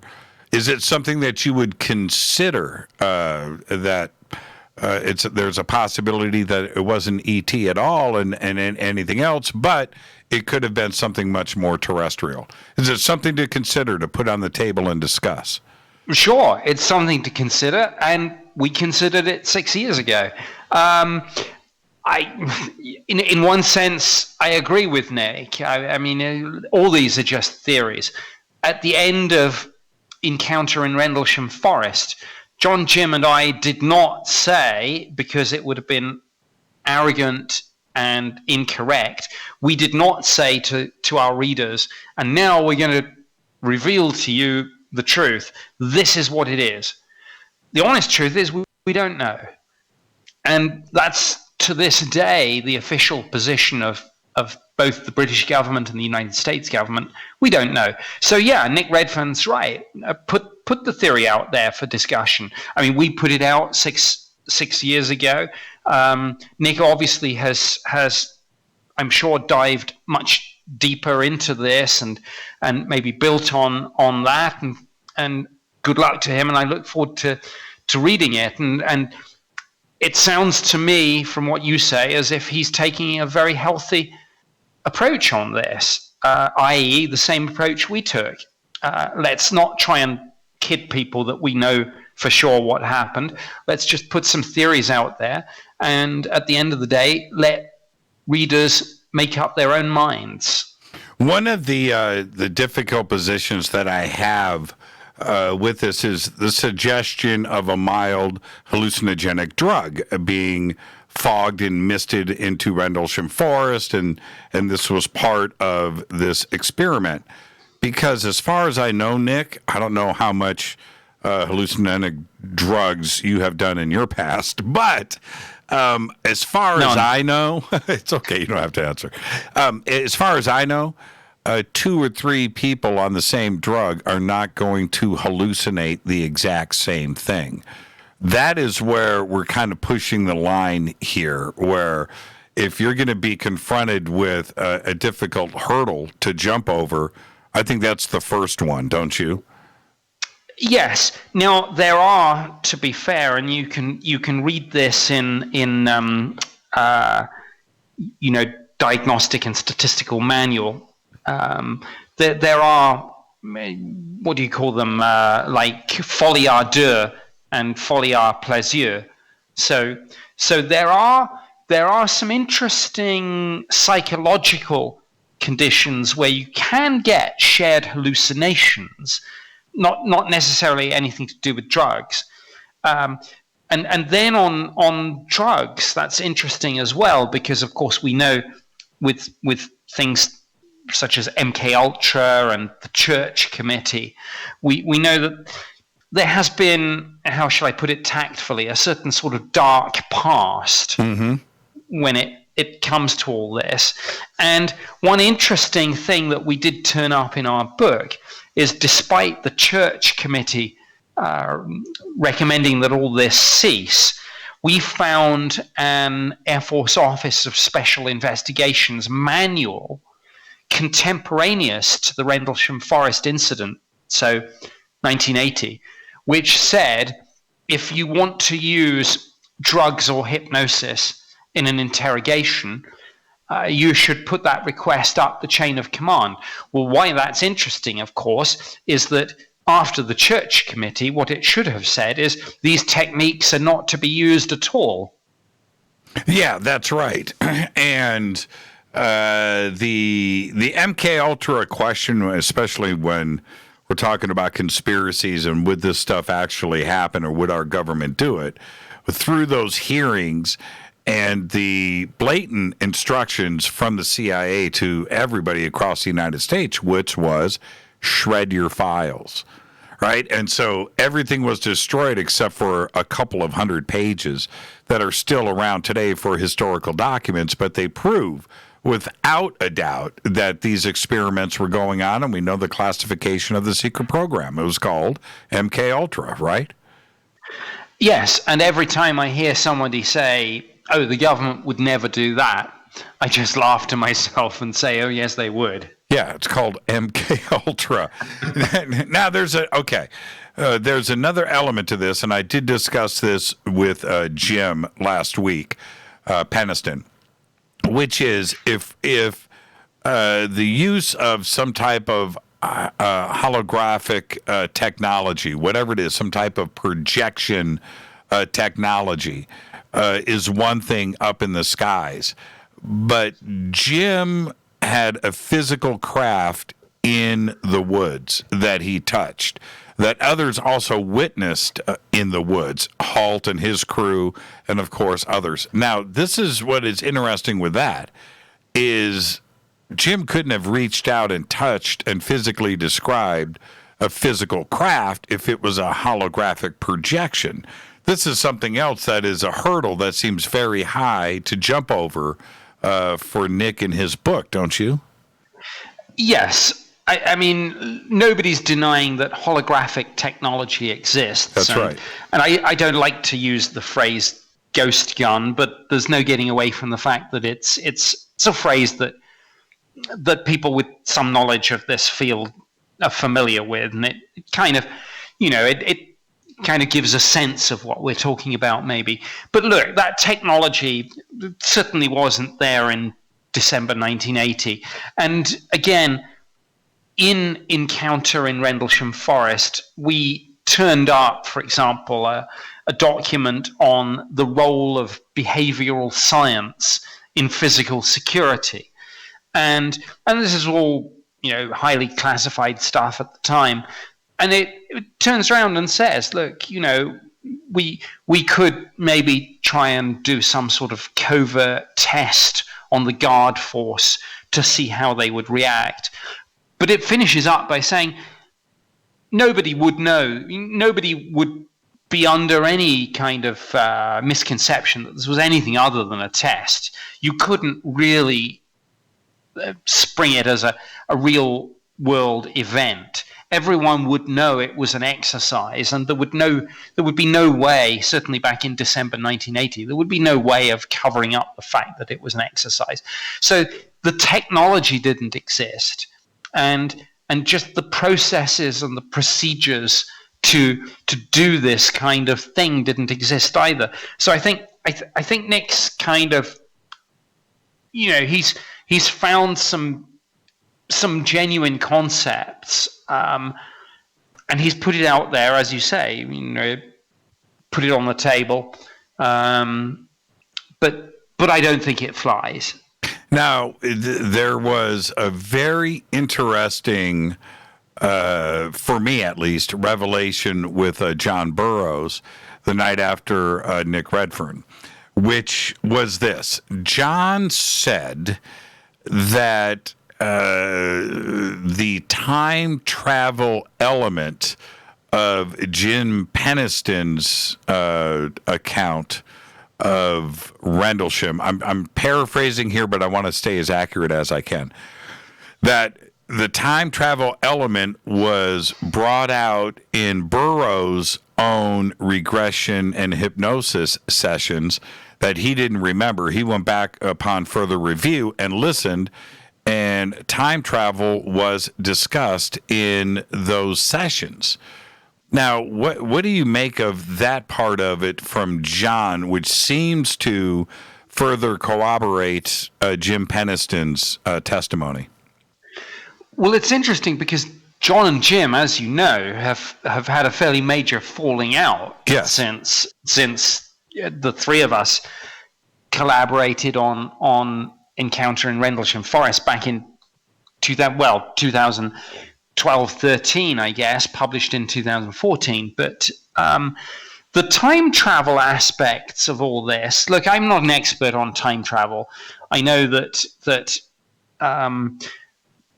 I know that Dr. Ronald Mallet, Professor Ronald Mallet, is one of the few theoretical physicists who's talked about time travel.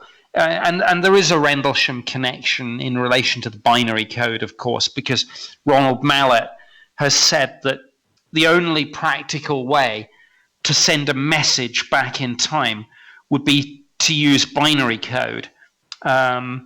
And you basically use spinning neutrinos, which can have a spin value of up or down, and of course that gives you binary. Now the physics of this go beyond me. I know what I don't know, but all I can say is that if John Burroughs and Jim Peniston are now both talking about time travel, and this is tying in with what people like Professor Ronald Mallet says. I'm not sure whether people like Jack Sarfati, who's another obviously colorful character, one of these sort of great theoretical physicists who's in the mix here. Time travel is almost the last step with all of this, and it's a step I'm not sure I dare take. Why is that, Nick? Why, if the evidence is pushing you in that direction, why not go there? Well, I don't know that it is. I mean, as I say, there are theoretical physicists who will talk about it, but I don't have the conceptual understanding of it to speak to it with any great authority. So all I can say again is I know what I don't know. It's something to look into, and I don't rule it out. We did discuss time travel in the book when we were looking at all the different theories, but again, I fall back on interesting if true. And the discussion from John, and I want to say you're right. There was a little bit of a falling out between those two, and it was it was very unfortunate for all of us. That hangs out with these guys to have gone through. But in the end, in 2020, to have John make these statements, John has always maintained, like you guys did at the end of the book, that, you know what, I don't know. I was there, but I can't tell you definitively anything. I can just say that something was there in the forest that night. We were all there. It's documented. It's affected our health. It's affected a lot of other things. Something happened. We just don't know what. And for John to go back to this time travel thing, it seems that he is still trying to figure out in his own mind what actually happened in the forest that night. Yes. I mean, look, a few months ago, if you'd have talked to me about time travel, I would have really, I would have said, yeah, sure, we covered it in the book, but I don't really want to go there. When you see the Defense Intelligence Agency letter to Congress on the ATIP program, when you see them quite clearly discuss and give the titles of scientific and technical intelligence papers on anti-gravity, invisibility, stargates, warp drive, wormholes, things like that, and then you come back to me and say, well, what about time travel? Then maybe I'll say, well, why the heck not? Yeah, I agree with you. And when we come back, we're going to head towards the break. There was one line in the Condign report that I still go back to. Just one line. The whole report. Okay, all right. Interesting reading. But there's one line in there, Nick, where, again, paraphrasing, but these type of effects are known with UAPs.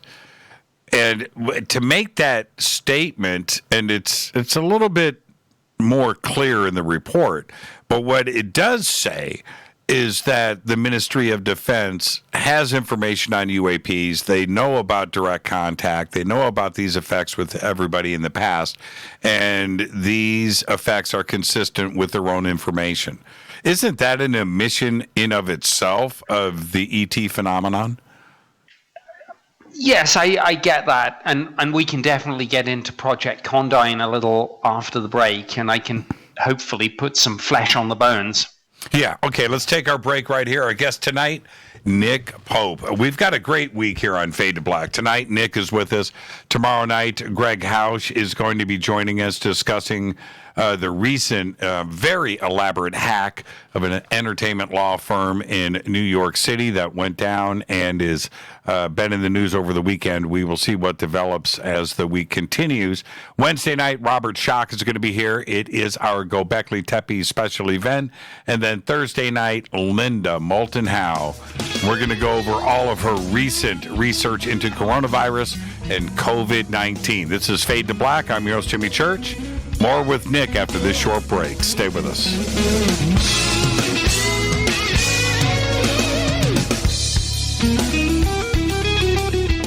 Hi, everybody. This is Rob Halford, the Metal Guard on JimmyChurchRadio.com.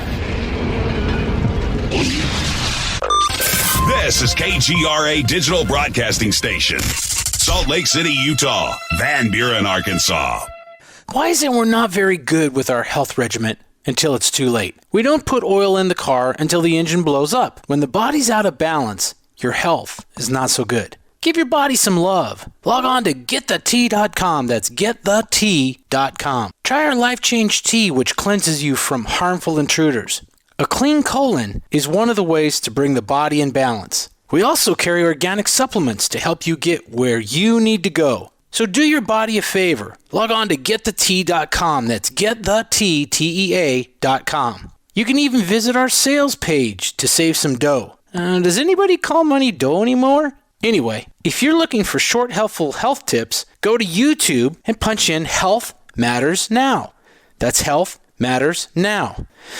So, log on to GetTheT.com, shop, get balanced, then learn some cool tips at Health Matters Now. You'll be glad you did. That's GetTheT.com. Your contact for current news and trending topics. KGRARadio.com. This is Jimmy Church of Fade to Black, and I only drink Fade to Black blend coffee from River Moon. Just click on the River Moon Coffee banner at jimmychurchradio.com. Promo code F2B Blend. So are you tired of being tired? Well, then it's time to get the tea. Hey, it's Lisa here to tell you about this all-natural, all-organic tea I've been drinking that has had great results for over 20 years. It's called Life Change Tea, and it's specially formulated to help detoxify and cleanse your kidneys, liver, colon, and blood all at once. The colon is one of the most ignored organs in the human body. The faster that waste is eliminated from the body, the less time that waste sits in our intestines, spreading toxins toxins to our bloodstream.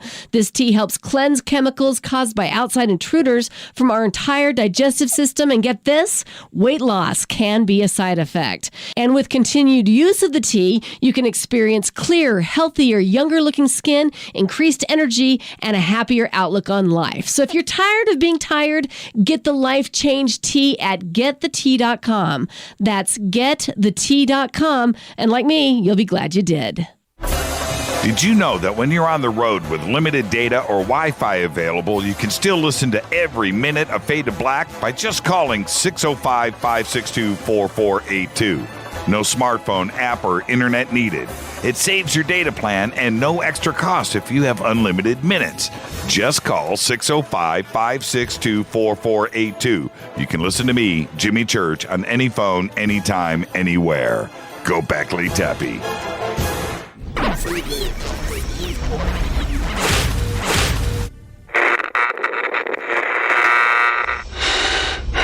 You want to know a secret?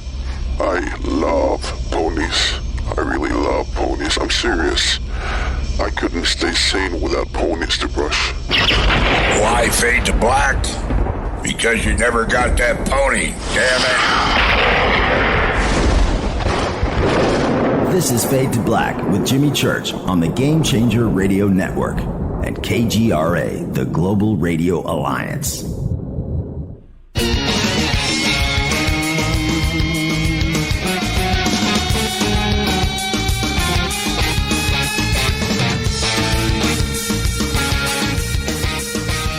Welcome back, Fade to Black. I am your host, Jimmy Church. Our guest tonight, Nick Pope. Talking about all things UFO, UAP tonight. And really quick, and Nick, I'm not cool with UAP. I'm just not cool with it. Really? Yeah. It just UFO is such a clearly defined situation. Right? Unidentified object. Okay, that's great. But it definitely suggests all of the above, not of this earth. Right? And I mean, for me, in a conversation, if you're having a conversation with somebody in the street and you say UFO, they're not going to go, oh, you mean some object in the sky that nobody can explain? It could be from here. No, that's not. No, that's 100%. They're going to think you're talking about aliens. And that's inside of our circles is another matter altogether. But the rest of the world clearly knows what UFO is intended to mean. Yes, look, here's the story with UAP.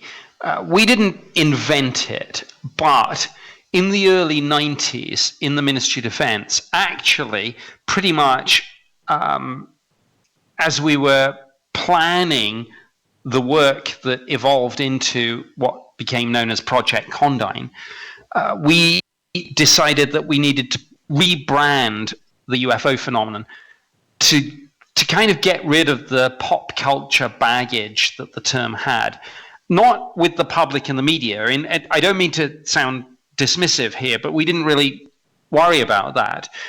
What we meant was internally. And so we swapped the phrase UFO for UAP internally. And after I'd left the MOD, and we did this in the early 90s, I think it was June of 2011, I was at a closed briefing in Washington, D.C., and I can't tell you who was there, but literally, I mean, there was a former CIA director sat in the back row taking notes. I mean, it was that kind of briefing. And that was the genesis of how the phrase UAP entered the U.S. government. And of course, as you know, last year, in one of the official Navy statements about all this, one of the spokespeople said this UAP is a term we borrowed from the British government. And we did it for a reason. I mean, it was never meant for the public and the media, but it was meant for an internal audience, just to reframe the debate. And so I stand by it. I know not everyone likes it, but I stand by it. Now, the closed door meeting here in the States. What was that about? Was it about UFOs specifically? Yes, it was. It was about how to take this forward, and I can't go into the details of it, but a number of key people from I guess the political world, military, the intelligence community were there, and I simply gave a very, very sort of straightforward, factual briefing about the British government's UFO program.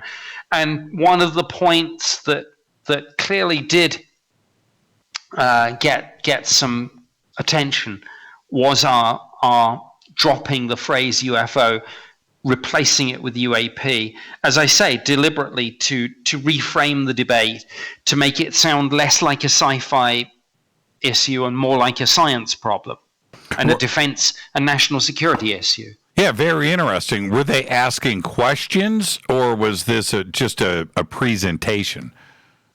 Oh, both. I mean, I gave a presentation, then there was a Q&A, and clearly, clearly this was taken on board. Look, I don't want to get into the politics of this because I've heard people try and frame this as a sort of Republican versus Democrat issue, right. And it isn't. No. I mean, most of my recent media interviews have been, I guess, with Tucker Carlson and Fox and Friends, but before that I did CNN and when Larry King was involved in this. It's not a political issue, but there's no getting away from the fact that I guess a couple of years after I gave that briefing, and she was not at this briefing, but obviously Hillary Clinton did that appearance on Jimmy Kimmel, where Jimmy Kimmel said about UFOs, and Hillary Clinton stopped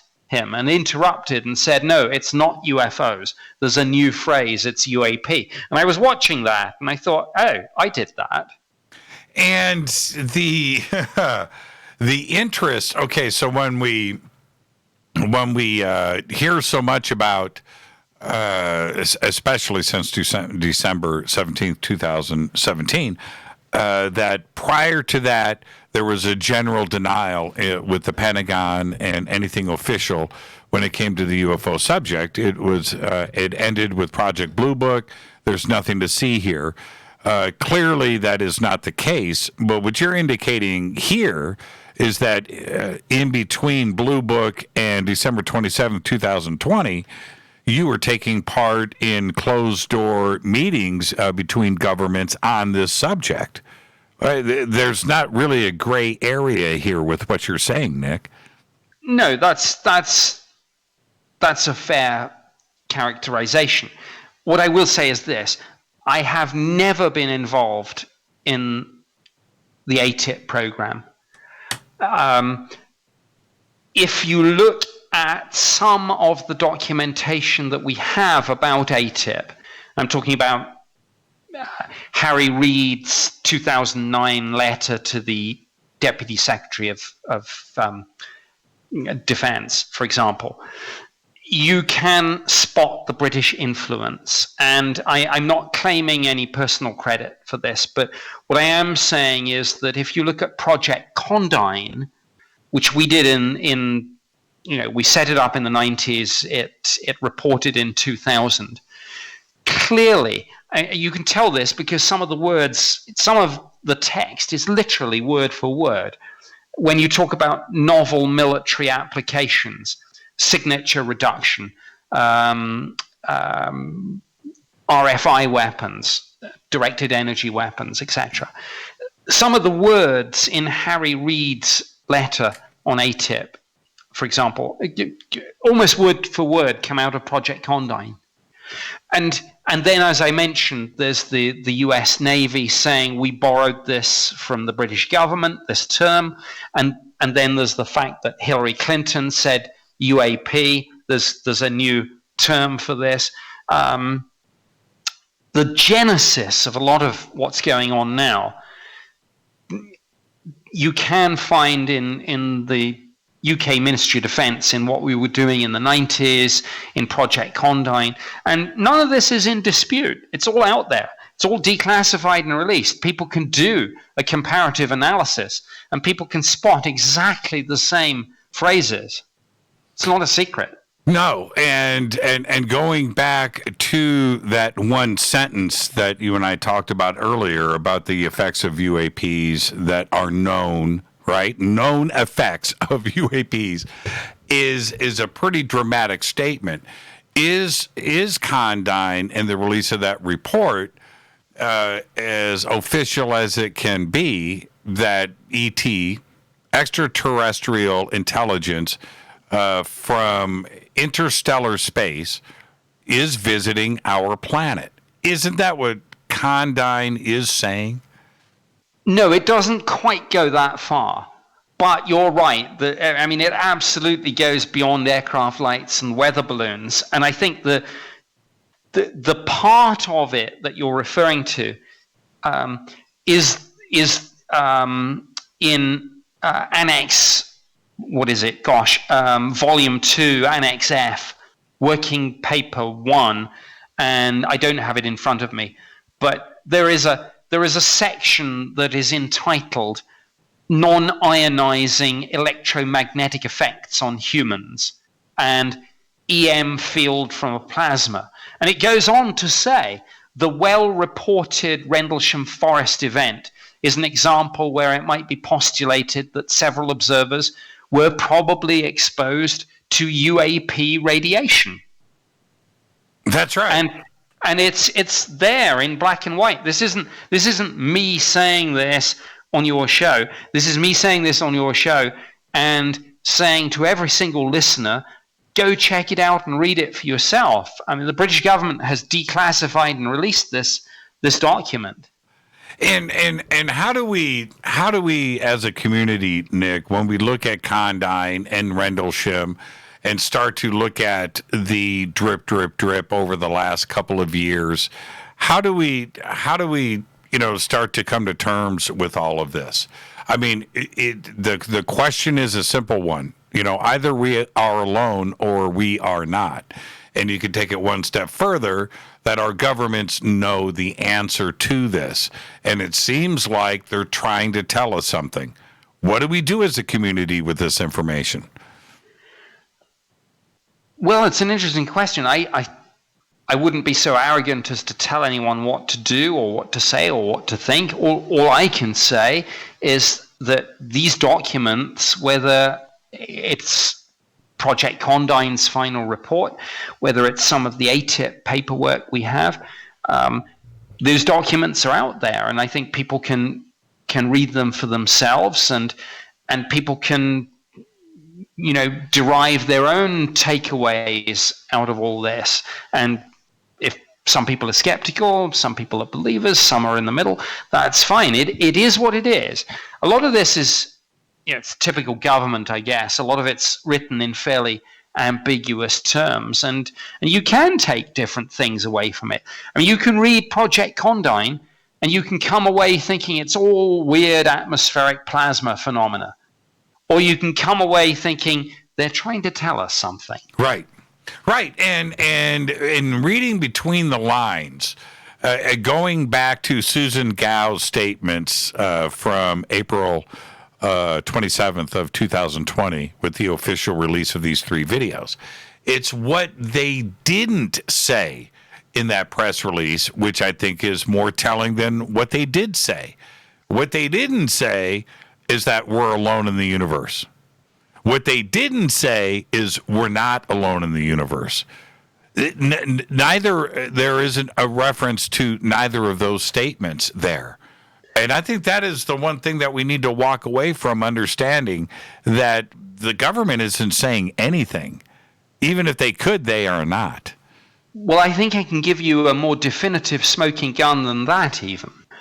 If you look at the January 9th, 2018 letter that the Defense Intelligence Agency sent to Congress, 2-3 weeks after the New York Times broke the story of ATIP and the US Navy encounters and the videos. DIA's letter said to Congress, to John McCain and Jack Reed, your staffs on the various congressional committees have been asking about this. This is what we did under the ATIP program. And then they attached, and they said in the cover note, they said this was a program to investigate far-term aerospace threats to the United States. And you would think, well, that's a good thing. It sounds like DIA being on the ball, and what the heck are Russia and China up to, right? Mm-hmm. Sounds good. When you look at the list of 38 studies that they produced under this contract, guess how many of those studies relate to Chinese and Russian aircraft? 0. Right. None of them. It's all about anti-gravity and stargates and wormholes and warp drive. But look, here's the smoking gun. One of those papers was about the Drake equation. And as you know, the Drake equation, it has only one purpose. The purpose of the Drake equation is to estimate the number of communicable civilizations in our Milky Way galaxy. You can call it a thought experiment, you can call it an equation, but that's the only thing it does. It's nothing to do with Russia, nothing to do with China, nothing to do with Iran, nothing to do with North Korea, nothing to do with aircraft, missiles, or drones. It's just to do with extraterrestrial civilizations. And there it is in the DIA letter to Congress about the ATIP program. And so, okay, so what does that tell you, though? Because when I read the original, and I got it way before December 17th, 2017, I got a copy of the 38 reports, and I read through it, and I immediately called Richard Dolan, and I was reading through this, and I sent it to Richard, and then we got back to each other. What do you think? And I said, well, you know what? I'm just reading science fiction. I'm reading a bunch of physicists and scientists theoretically projecting 20 years into the future about technology that we could be dealing with here on Earth. What I didn't see in that, and ATIP and everything else, that was a few months ahead. We hadn't experienced that yet. Leslie Kane hadn't written her article and so forth. But when I was reading through that, I said, there's nothing here that says UFOs. There's nothing in this entire document that says anything about ET. This is nothing but science fiction talking about, like you said, Nick, wormholes and warp drives and stargates. Great reading. It's great science fiction. It's awesome. It's a projection into the future about possibilities and probabilities, but it has nothing to do with ETs or UFOs. And so going back to Congress and these letters that were going back and forth, I feel aerospace there, but I don't see ET. Well, that's where I come back to the point about the Drake equation. You could argue with just about all of the other papers, right? All 38 of them. If you look down the list, you could say, well, warp drive. Maybe, and I think the figure was 40 years, by the way. But, 40, but you could say, look, maybe in 40 years' time, this will be the sort of thing that Russia and China is looking at. And, therefore we need to be looking at it too. Fair enough. But I come back to the Drake equation. And the reason I come back to it is there's no middle ground with the Drake equation. You can study wormholes. You can study warp drive. You can study anti-gravity. You can study invisibility. And you could argue, this has nothing to do with ET. This could be answering the question, what might Russia and China have in 40 years' time? But you cannot look at the Drake equation and say that that's about Russia and China. It is only about extraterrestrial civilizations. Yeah. So you had the answer. Everyone had the answer who had this list of 38 studies. They had the answer, but they didn't ask the right question. Well, that's. I'm going to go back and take another look. That's a very interesting take on it. And by the way, I should say the current position, and you mentioned Susan Gao, the current position of the Department of Defense is that neither ATIP nor ORSAP, the ATIP contract, were UAP related. They flip-flopped on that. I put to them, I said, if this is true, why were you studying the Drake equation? What's that got to do with Russia and China? And they said, we'll get back to you on that. And that was like about 3-4 months ago.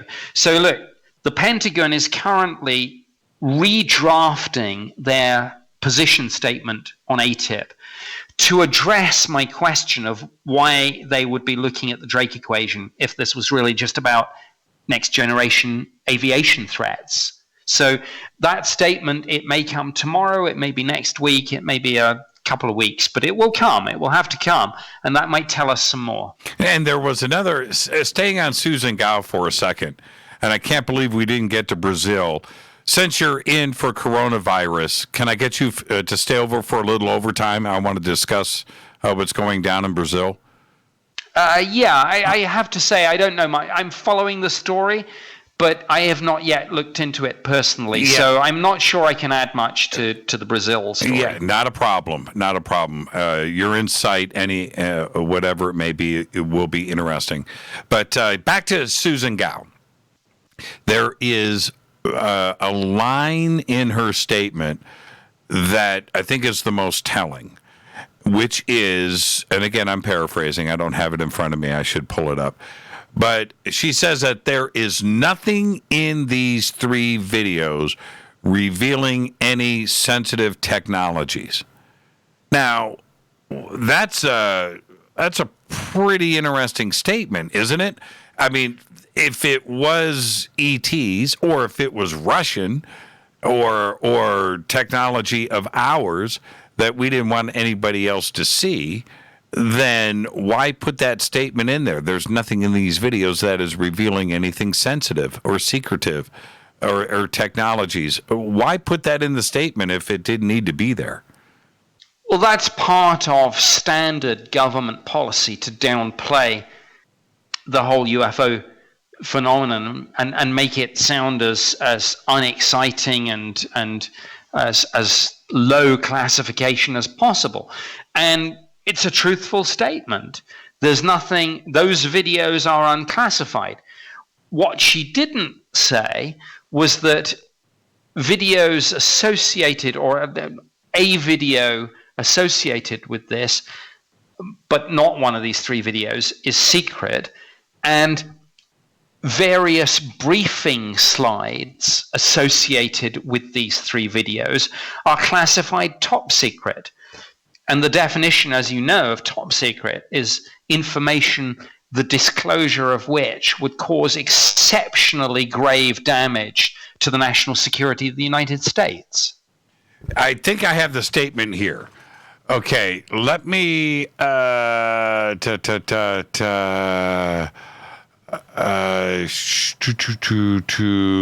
me get to it.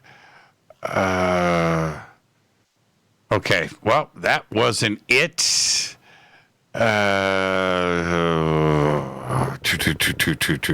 Okay, stay with me, Nick. I have my show notes from that night. I probably...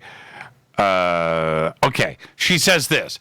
After a thorough review, the department has determined that the authorized release of these unclassified videos does not reveal any sensitive capabilities or systems and does not impinge on any subsequent investigations of military airspace incursions by unidentified aerial phenomenon. That's true. Yeah. That's true. But the real question is, well, that's fine, but what does the secret video and the top secret briefing slide relating to this, what did they reveal?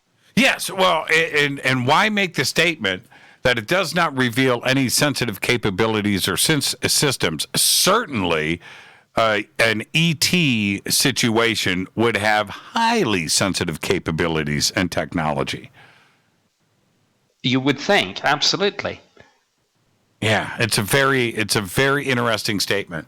And the other part about this that I thought was something that should have been talked about more is that John Greenwald was pushing for this FOIA release and statement on these 3 videos, and he got the FOIA release the same day as the statement from Susan Gao and the official release of the videos.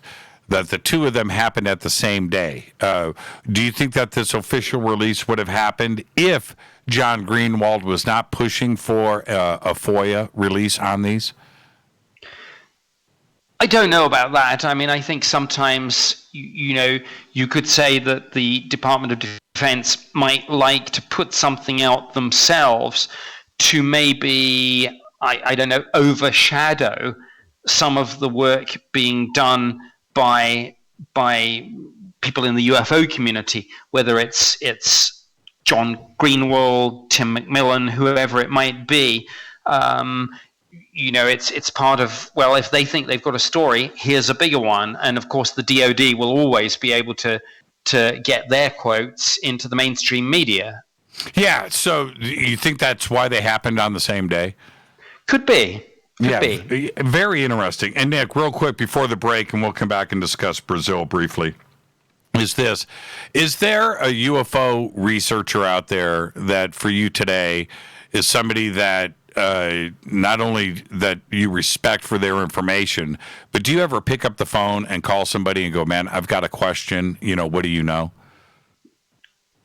Well, I can't say as I pick up the phone to people, but I suppose if it was going to be anyone, and this is not a UFO researcher, but if I was going to pick up the phone to anyone, I guess I would pick up the phone to Lou and talk to him on a sort of, government-to-government basis and say there are fundamental differences between the programs that we ran, but I think we understand, we speak the same language, we're immersed in the same culture.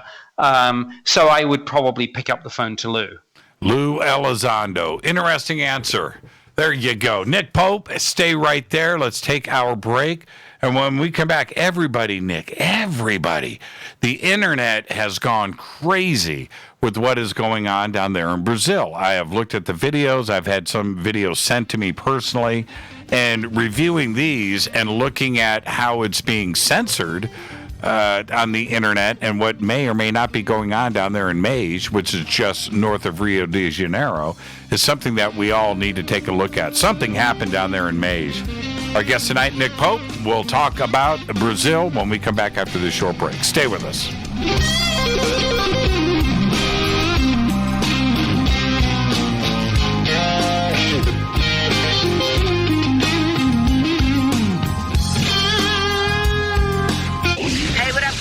Vivica Fox here, and you are listening to my boy, Jimmy Church, on JimmyChurchRadio.com.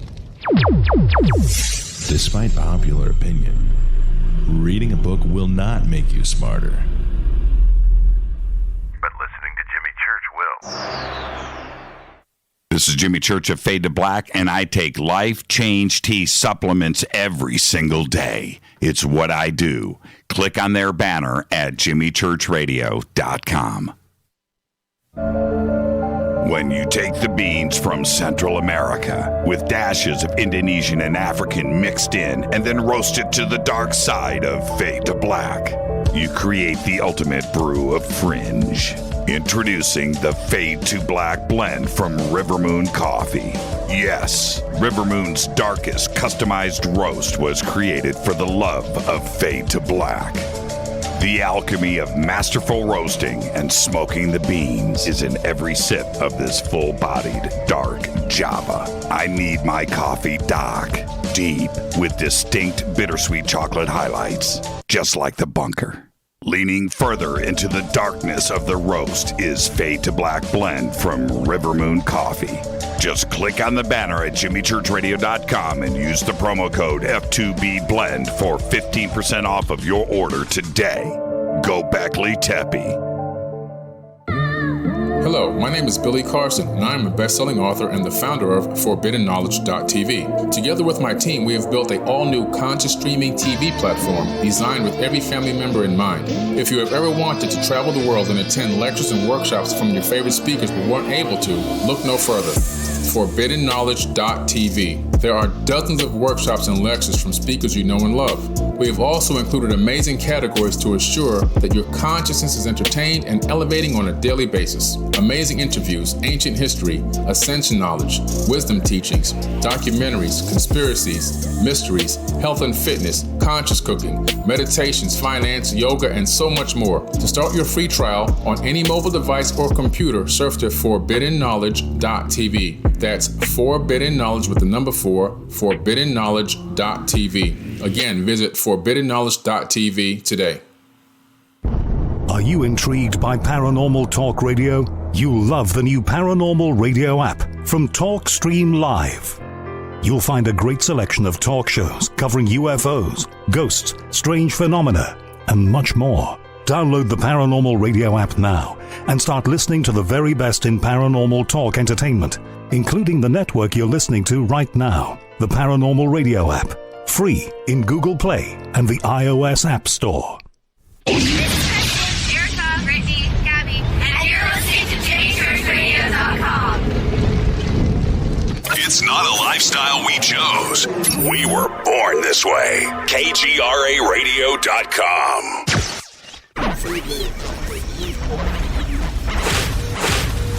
This is KJCR at JimmyChurchRadio.com.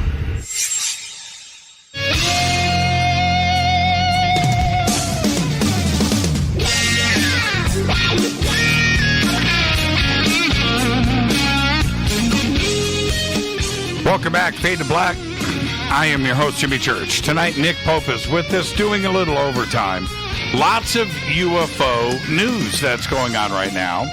And it all started last Wednesday down in Mage, Brazil. And Nick, on Thursday morning, I got an email that had a video in it that was shot the night before of what clearly appears to me, to be a meteor turning into a meteorite as it crashed into this mountainside down in Mage.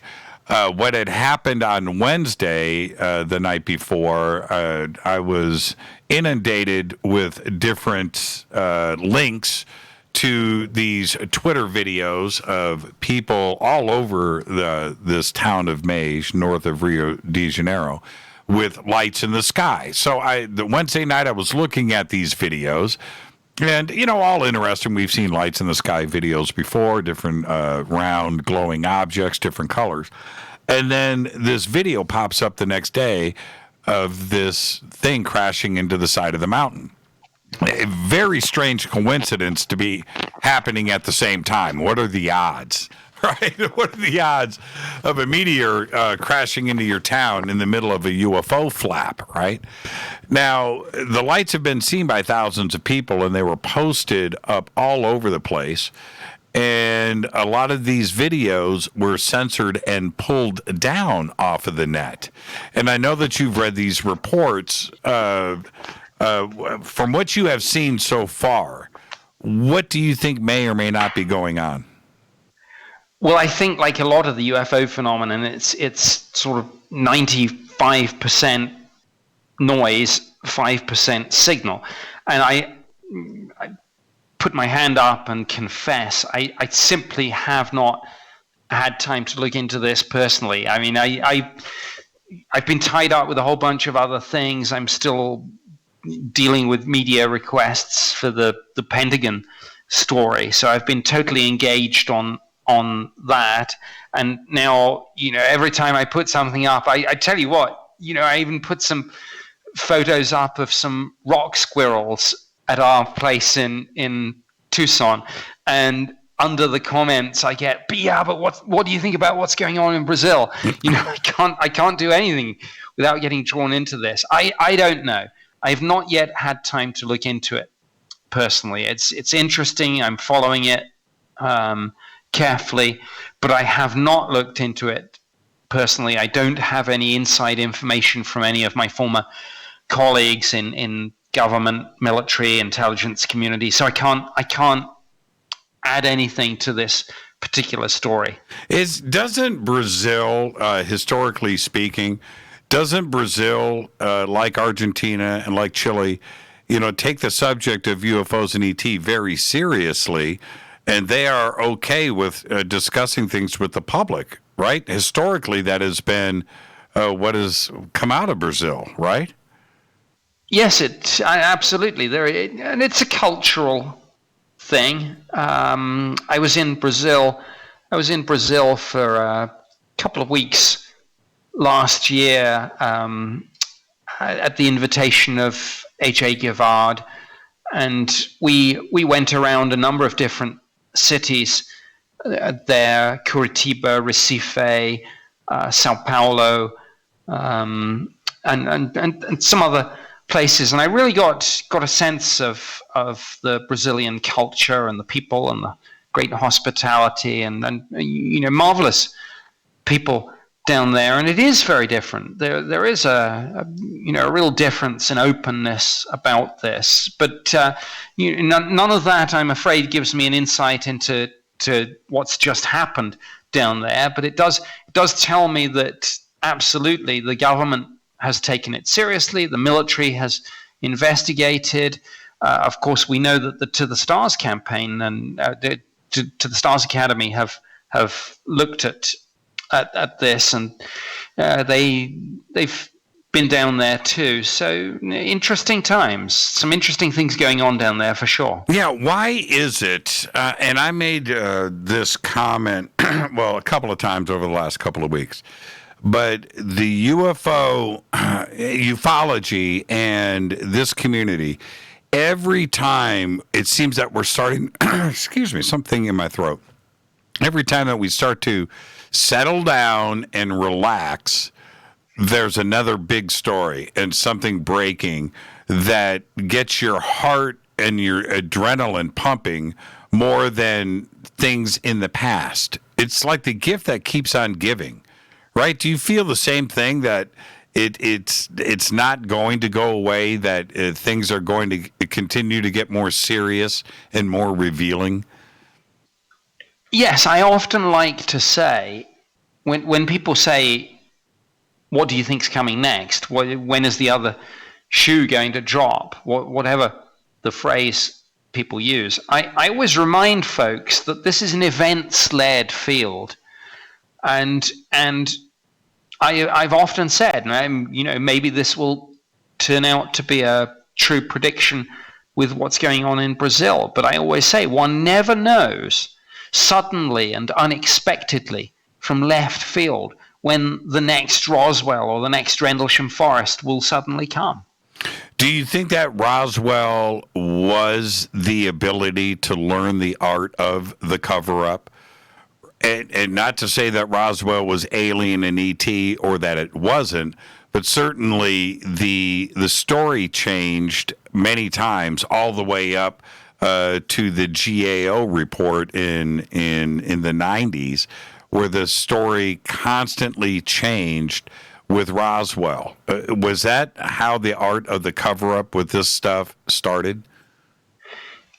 I don't know that it's how it started, but it was certainly where it was demonstrated. And as you say, one doesn't need to postulate that this was extraterrestrial or terrestrial or whatever to say that undoubtedly this is a perfect example of where there was one story on day one and a completely different story on day two.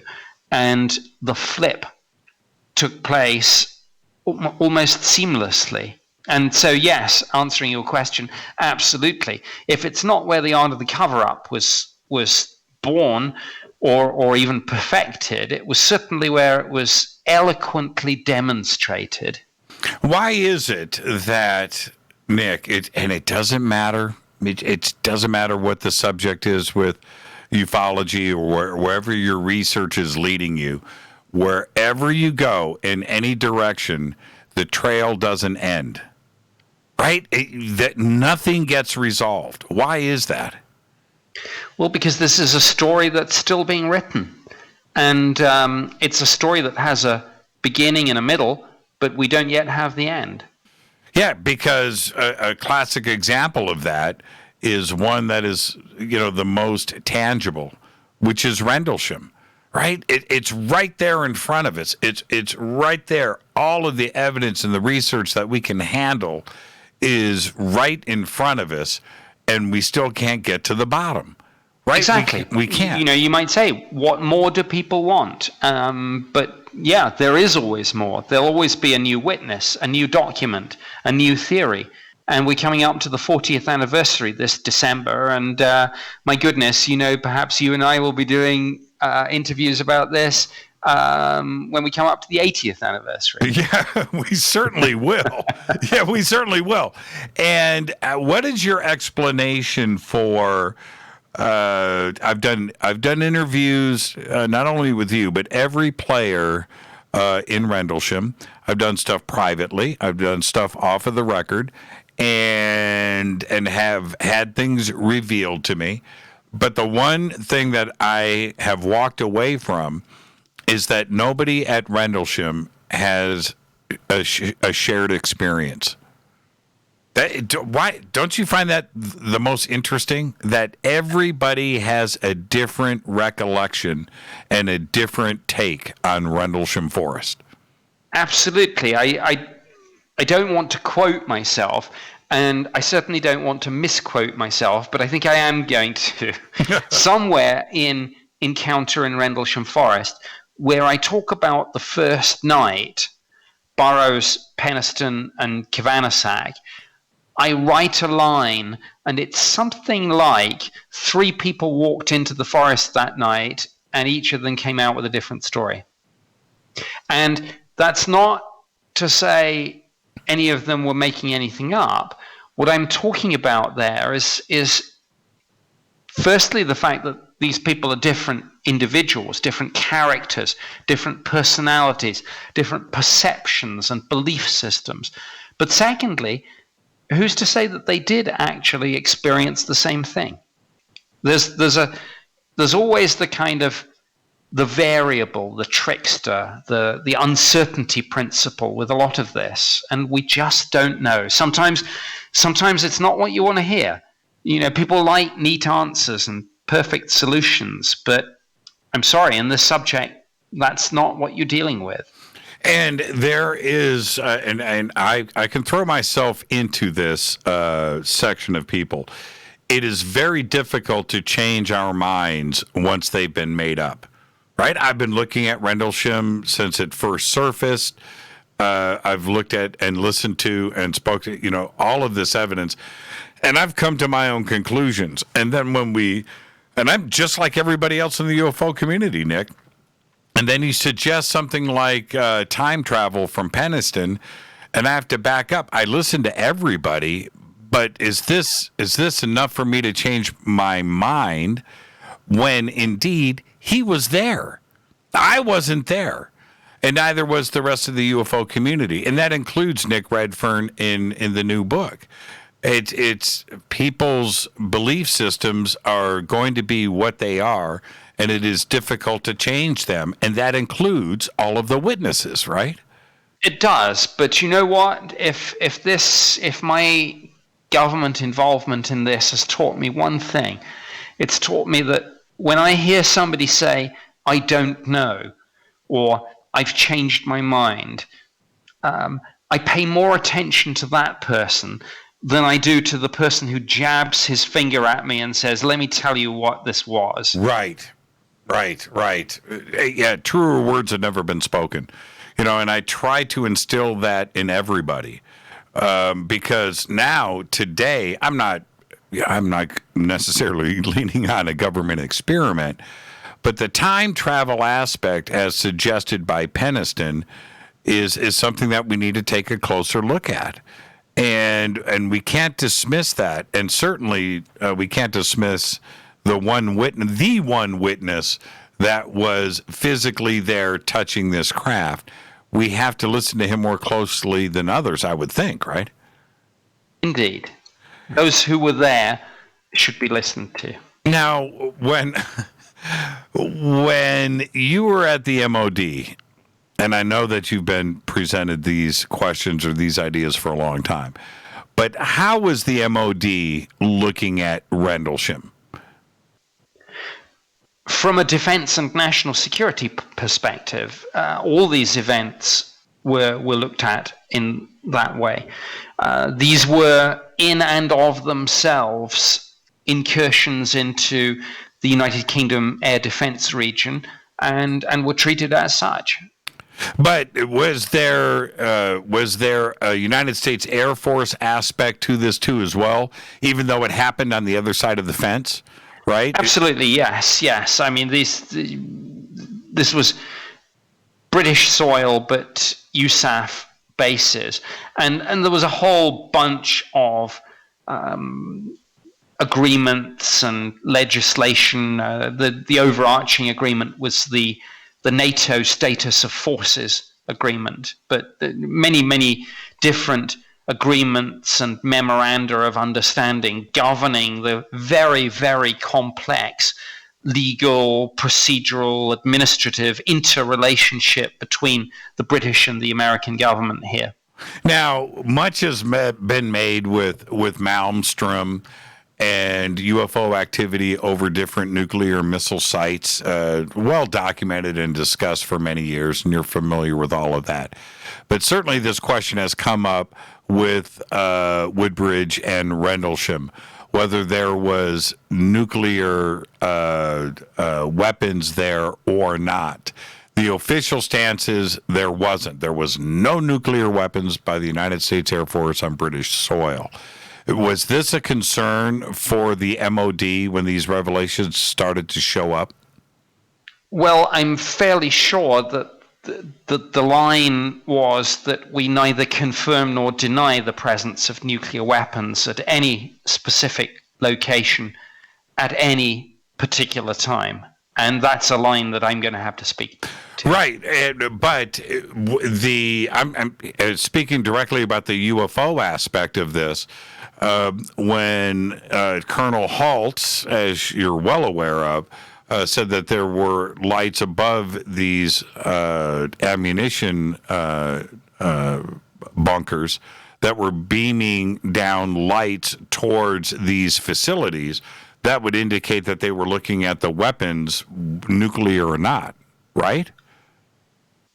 Yes, Colonel Halt has certainly referred, as have others, to the weapons storage areas. But I think Colonel Halt and I are very, very careful not to discuss what specific types of ordnance may or may not have been involved. Yeah, and he has stated that very clearly on this show. He will not go there, which I understand.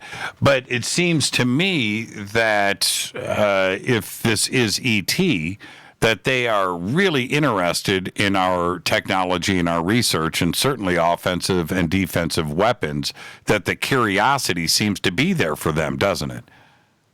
Well, I think one can make very few realistic assumptions about what an extraterrestrial civilization may or may not be interested in from a sort of scientific, technical, anthropological perspective. But I think one thing that you could say is a fair assumption is that they would be interested in the cutting edge of our technology and in any technology that might pose a threat. Yeah, because I don't hear reports about UFOs over a donut factory, right? That's because they've been covered up, Jimmy. We all know that. Yeah, and I always find that interesting, and that the focus, even for civilians that have nothing to do with the military, and they don't follow that aspect of our lives, but their reports and the things that they have seen over military installations is always very interesting to me, because I don't hear about, an alien abduction at a McDonald's or an In-N-Out burger in downtown Tucson. I don't hear those reports. It's always an interest in our technology. Yes, I think that's a fair assumption. Nick Pope, what's next for you? Now, I know that how are you doing with this stay-at-home stuff? Are you behaving, and have you gotten your hair cut? Well, you know what? Elizabeth cuts my hair all the time anyway, has done for years, so and very well too, I should say. And so everything you see on TV is all hair by Elizabeth. So no change there. I'm pleased to say that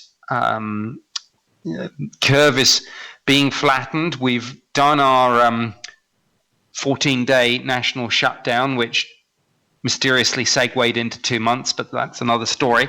And Arizona, certainly where I am now, is reopening. So that's all good.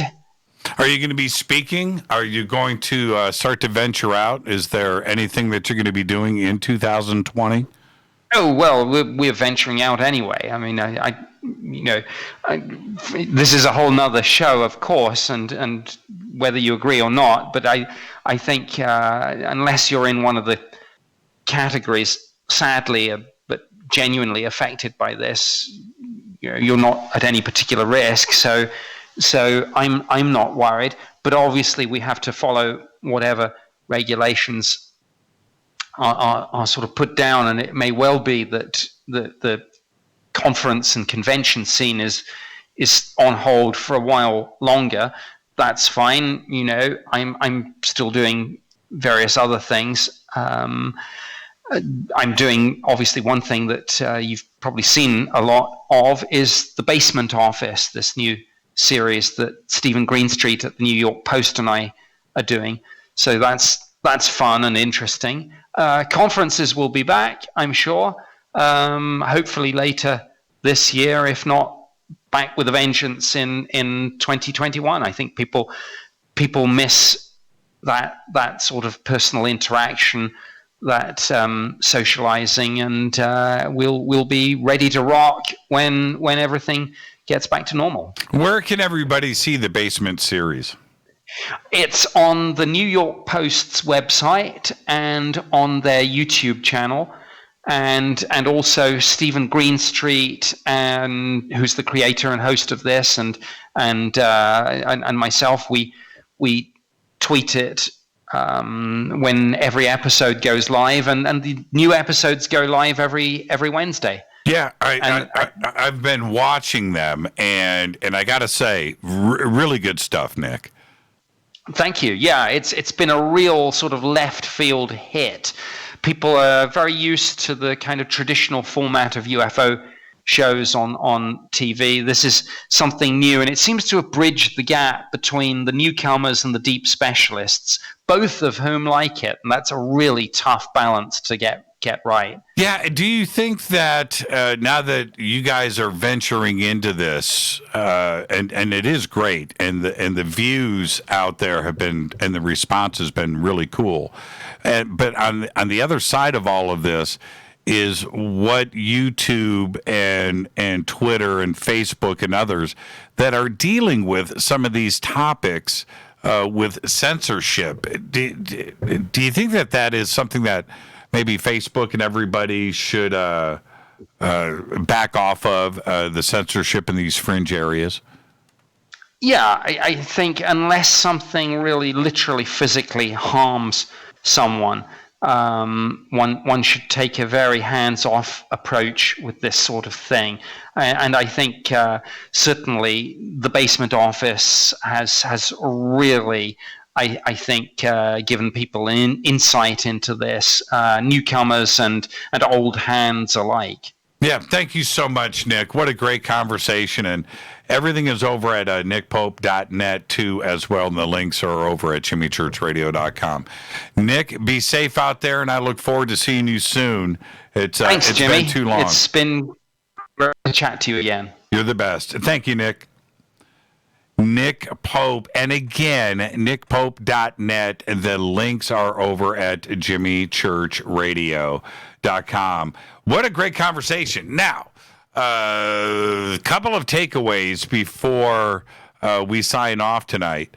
I know that everybody caught this, and I was watching the action there on Twitter when Nick said, and I'm wondering what kind of slip it was, where he said that he was mostly gone. Now, I'm not here to put suspicion on whether Nick is still with the MOD or not. He has clearly retired. That part I have no issue with at all. But I think he has the ability to reach out when he has to. Or the flip side, that they know Nick is well-spoken and he is listened to and respected in the UFO community. And if there is something that needs to be said, maybe it's back-channeled to him. And I would hope that that is the way that it is. I don't look at it any other way. I enjoyed the slip, though. And that is the one thing about live radio. There are no takebacks. You can't do an overdub. You can't punch in the vocals. You can't click rewind. And we all caught that, and he caught himself too. But I think that is a very revealing statement in that, mostly.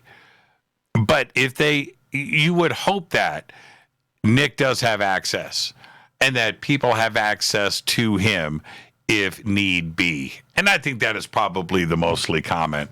I'll leave it up to the rest of you to read into that, but I really enjoyed it. And that is the best part of live radio, when something like that happens. So there you go. Again, we have an amazing week here coming up on Fade to Black. Of course, tonight, Nick Pope. Tomorrow night, Greg Hausch is here. And what is happening right now, and the news of this over the weekend as it broke, was absolutely shocking.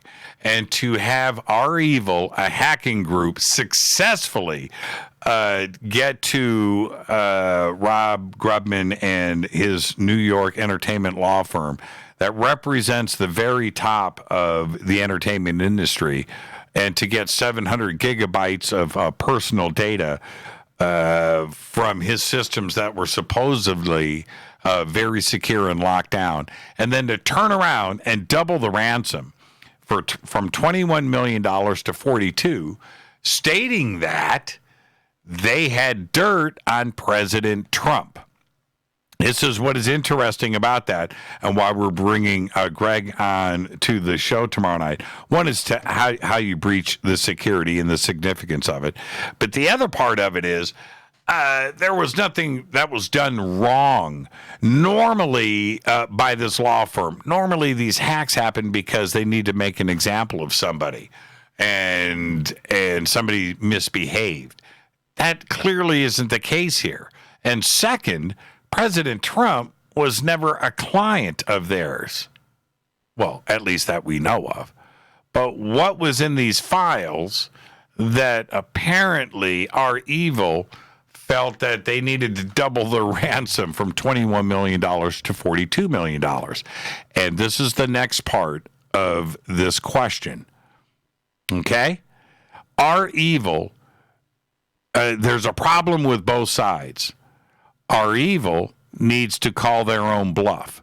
They said 7 days, pay up, or we're going to reveal this dirt. If they're not paid up in 7 days, Our Evil's got to represent the hacker community. You can't wuss out. And on the other side, and that is with the law firm, they have to stick to their guns, right? You can't pay a ransom, can you? Because if you do, there's no guarantee that these files are never going to see the light of day. It's a very perplexing paradox that everybody concerned here finds themselves in. And that's why Greg Hausch is here tomorrow night. And let's see, Wednesday night, Robert Schock. Thursday night, Linda Moulton Howe. Fade to Black's executive producers, Rita Camurian. Show is produced by Hilton J. Palm, Renee Dennis, and Kevin. Announcers are Steve Harder, Gene Vitola, Mark D. Kovar. The webmaster is Drew the Geek. Music, Doug Aldrich. Intro, Spaceboy, spaceboymusic.com. Fade to Black is produced by KJCR for the Game Changer Network, and syndication is KGRA, The Planet. This broadcast owned and copyrighted 2020 by Fade to Black and the Game Changer Network, Inc. It cannot be rebroadcast, downloaded, copied, or used anywhere in the known universe without written permission from Fade to Black or the Game Changer Network. I'm your host, Jimmy Church. Tomorrow night, Greg Hausch. Until then, I want everybody to be safe. Kopekli Tepe.